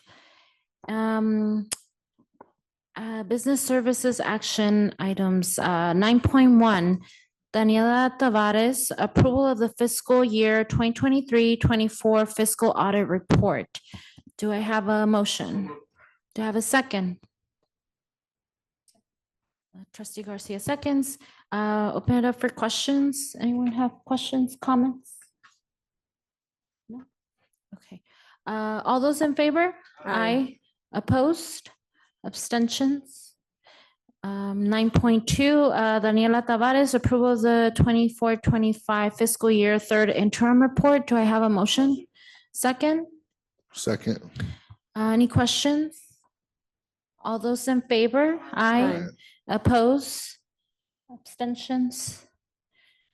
9.3, Daniela Tavares, authorization to renew a 5-year agreement with Quadient Leasing USA, Inc. for equipment, software, and web tracking system for the warehouse. Do I have a motion? Motion. A second? Do we have questions? Just a quick question. We've worked with this company, it says, since 2013. Did I read that correctly, or did I? On 9.3. The analysis, it says since 2013, we have partnered with to manage this. I guess my only question is, if we're going to do another 5-year contract, did we do a RFP or did we just automatically go with them? We have staff coming to the podium. Randy. We did get quotes And we did look at this vendor and it wasn't cost effective and we switched vendors. Because our systems and our processes are with this vendor and with this equipment. Any other questions? We have motion, a second. All those in favor? Aye. Opposed? Abstentions? Moving on, 9.4, Daniela Tavares, approval to open a purchase order with Coachella Auto Body. Do I have a motion? Second. Questions? All those in favor? Aye. Opposed? Abstain? Moving on to 9.5, Daniela Tavares, authorization to proceed with the playfield improvement project for Peter Pendleton Elementary School and authorization to solicit bids. Do I have a second? Second, trustee Garcia, do I have any questions? All those in favor? Aye. Opposed? Abstentions? Motion passes. We're on 9.6. Daniela Tavares, authorization to proceed with playfield improvement project and parking lot expansion at Westside Elementary School and authorization to solicit bids. Do I have a motion? Second. Any questions? All those in favor? Aye. Opposed? Abstention? 9.7, Daniela Tavares, authorization to purchase and install surveillance cameras and the district-wide expanded learning program storage buildings. Do you have a motion? I'll motion. A second? I'll second. Do we have, okay, trustee Garcia. So, Daniel, are we actually putting 20 camera systems we're putting a camera system in each storage building, or we're putting a camera system in I'm thinking of Palmview, right? In the general area, maybe down the row in certain angles, or we're actually putting an individual camera in every building? Ms. Torres, will each storage container have its own camera? And I believe it's my. Can you tell me why we're doing that? Oh, should we go to the podium just to make sure it's heard on?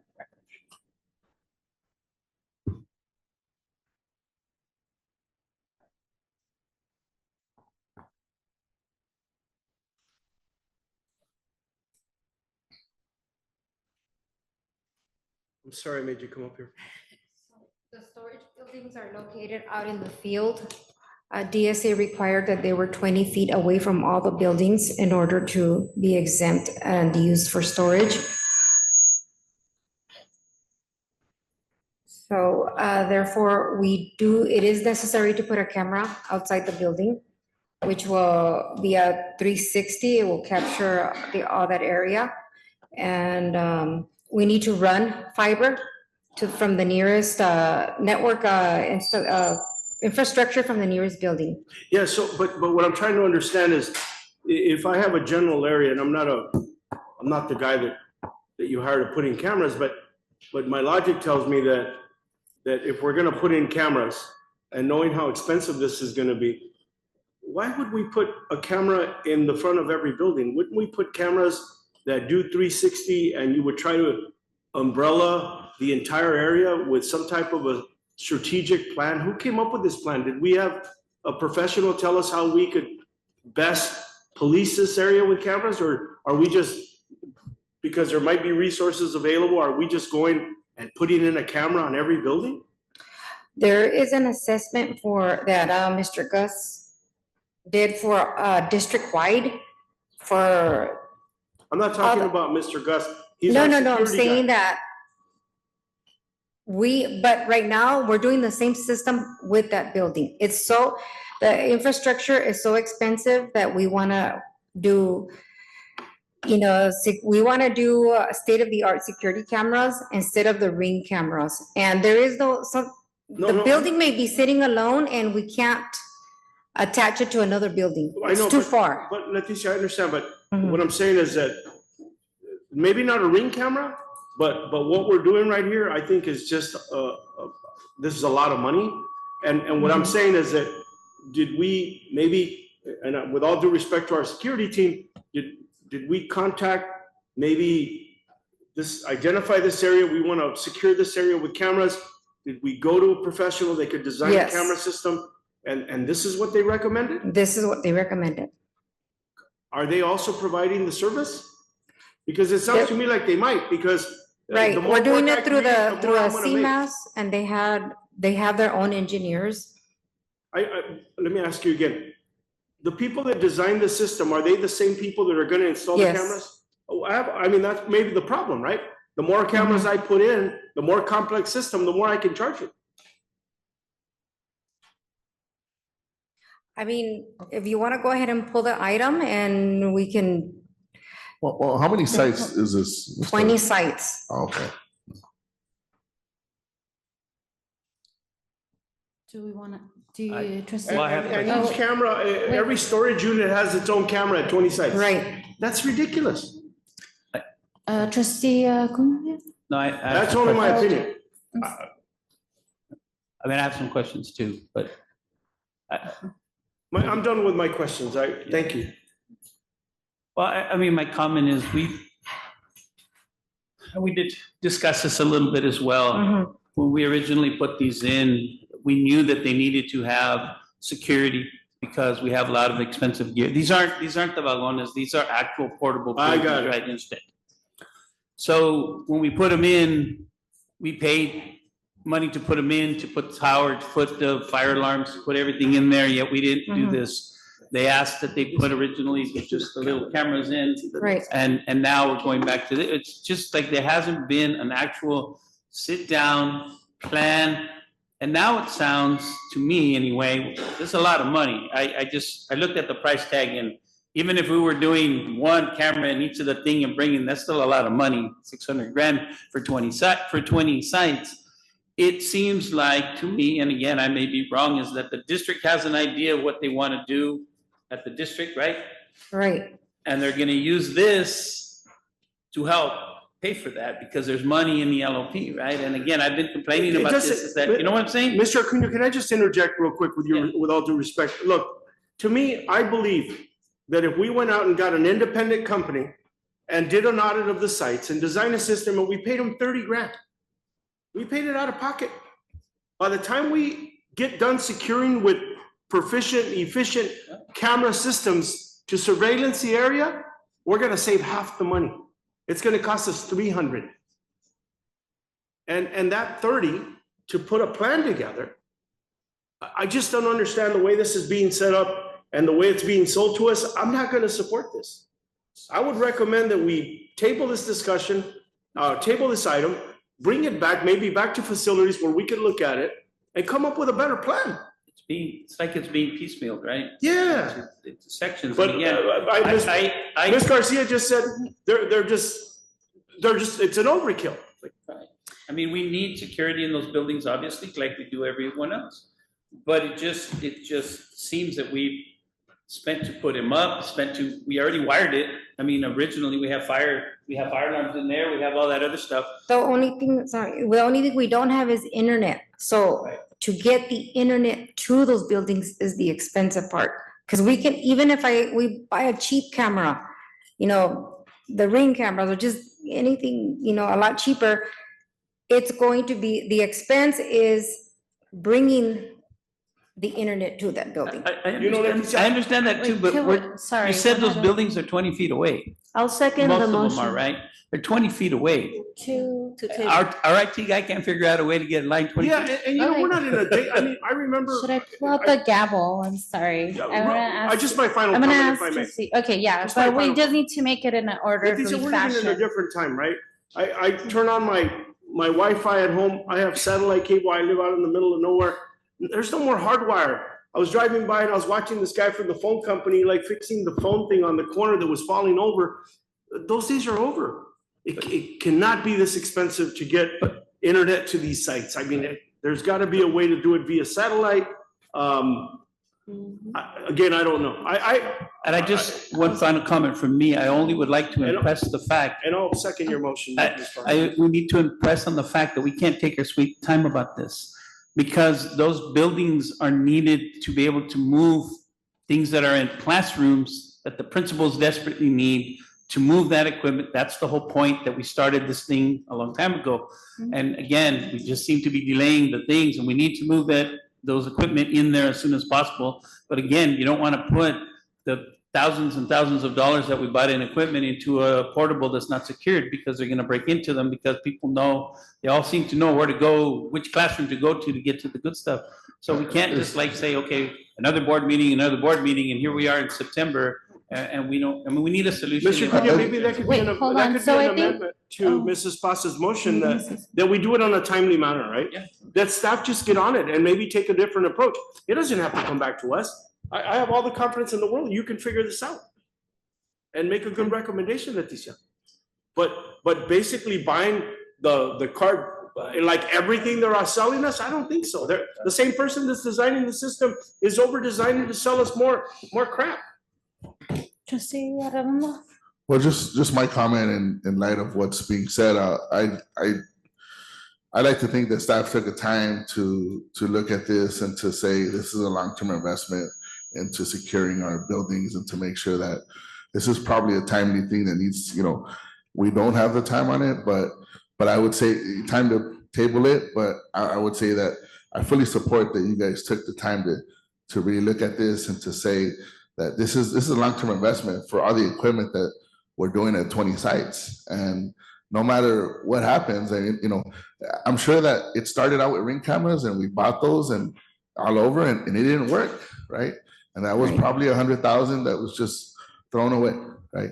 And this is a big price tag, but I think that we could probably, it's probably something so we can table it. And if it's pressed for time though, Dr. Esparza, I would say that we consider it. There was a motion. I can bring him back next month and then with a different option if you want, but this is something I would want to do in the summer. Somebody needs to pull their motion. So we have a motion to approve the item. So what are we? There was a motion, a second. A motion, a second. So Mr. Arredondo motion. I'm sorry. President. Sorry. So let's not, before the discussion, there was a motion to second. Mr. Arredondo, the president, second his motion. I don't think I seconded. It wasn't a second, it was just a motion. It's just a motion? And then you asked Mr. Gonzalez to go ahead and talk. I'm sorry. Okay, so then the motion dies, right? Okay. So then what is the motion? I'd like to make a motion. Okay. Because I thought Ms. Fuss made a motion, but I'll make a motion that we table this. Maybe Leticia, we could have a conversation. Maybe you can engage with Dr. Esparza and we come back with maybe a second plan for the next board meeting, understanding and respecting what Mr. Acuna says. We have a lot of valuables. It's going to be the end of the school year and we need something ASAP. Do we have a second? I second. Okay. So the motion is to table the item.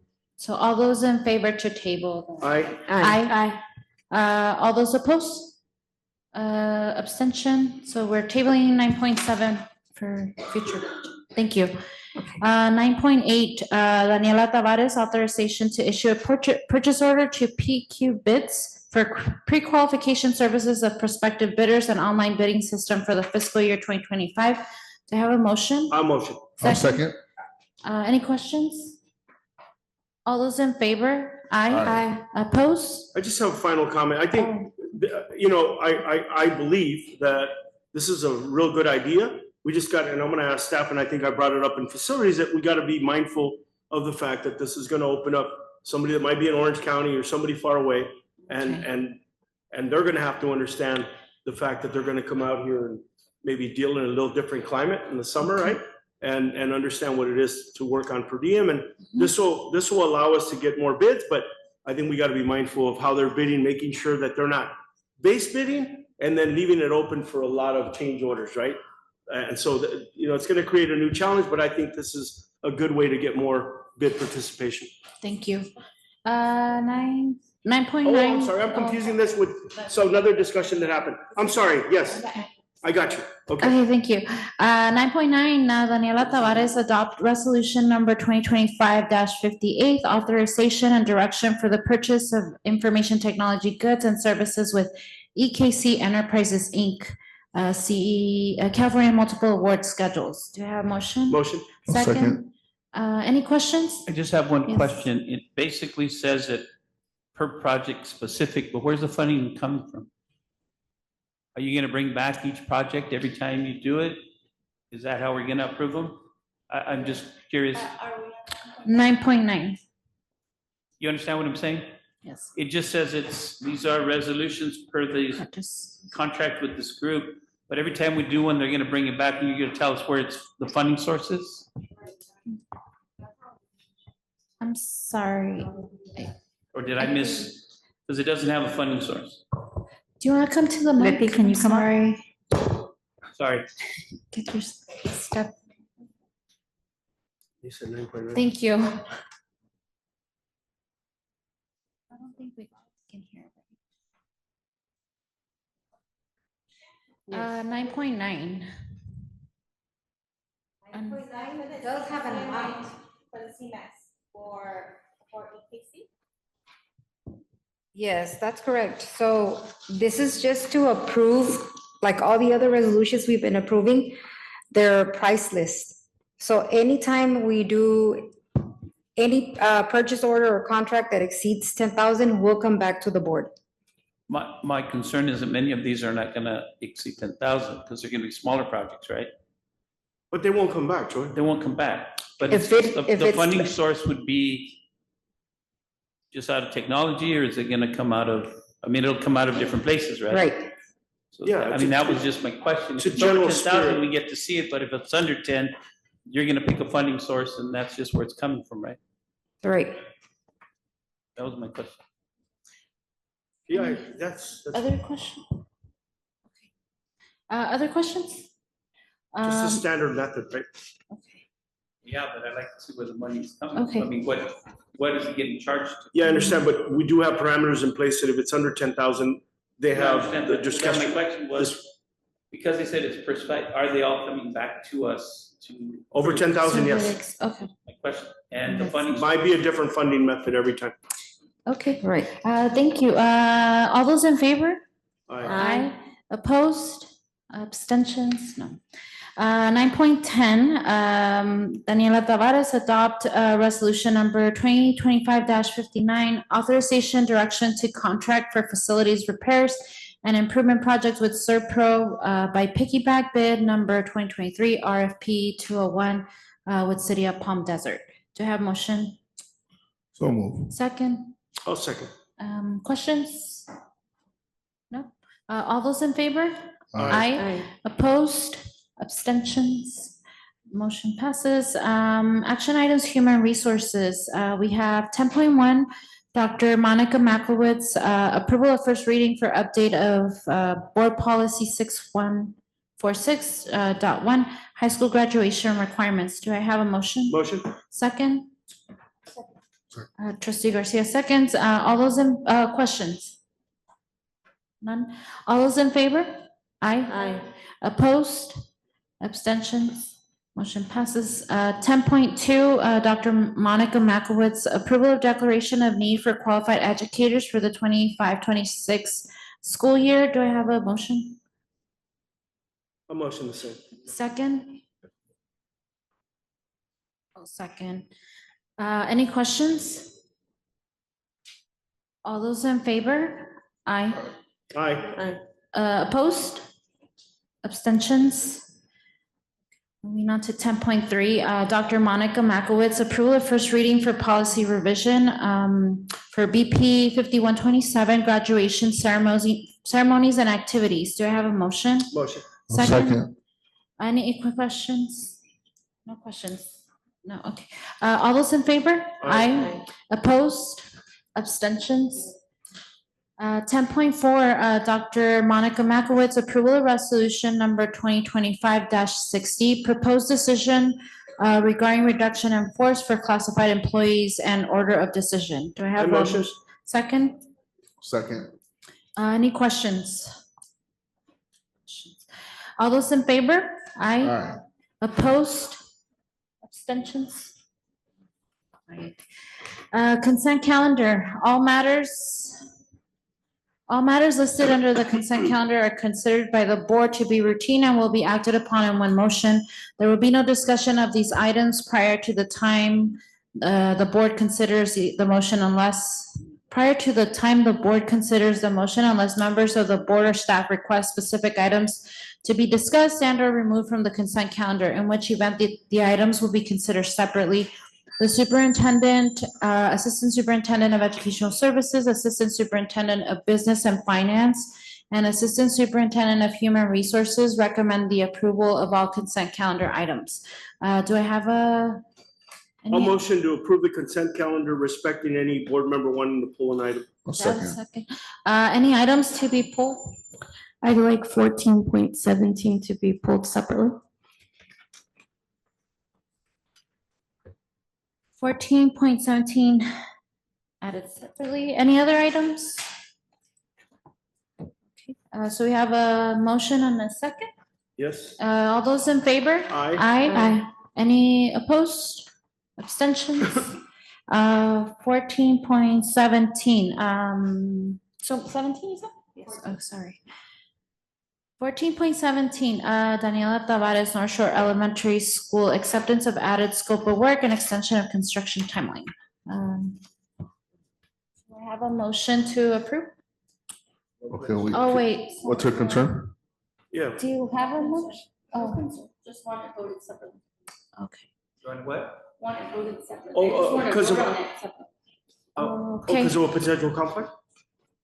Oh, I'm She sorry. just, we're I just got you. voting, something. Okay, I'll else. motion. Okay, so trustee Gonzalez motion to approve. Yes. Do I have a second? Oh, second. I have a second, but I just have a comment. Okay, I'll second. okay, so I won't second. Trustee Arredondo will second and, questions, any questions? Trustee Arredondo had questions. So just to confirm that this is not adding any funding to North Shore, but it's within the project budget. Just want to make sure that I'm clear on that. Is that correct? Okay. Thank you, Ms. Torres. I did. I just wanted to make sure that I said that publicly because I know that we've been doing really good with the school and the project has been within budget. And I just want to make sure that we're not exceeding the budget. That's So, correct. Thank you, Ms. Torres. Other Questions? questions? It's been an eventful meeting for you, Leticia. I'm sorry. If there are no other questions, do we have, all those in favor? Aye. All those opposed? Abstentions? One abstention. Motion passes. 16 adjournment, closed session. We don't have closed session. Do I have a motion to adjourn? So moved. Second. All those in favor? Aye. Aye. Opposed and abstention. I abstain. I don't want to Okay, leave. thank you. I want to see right here, all please.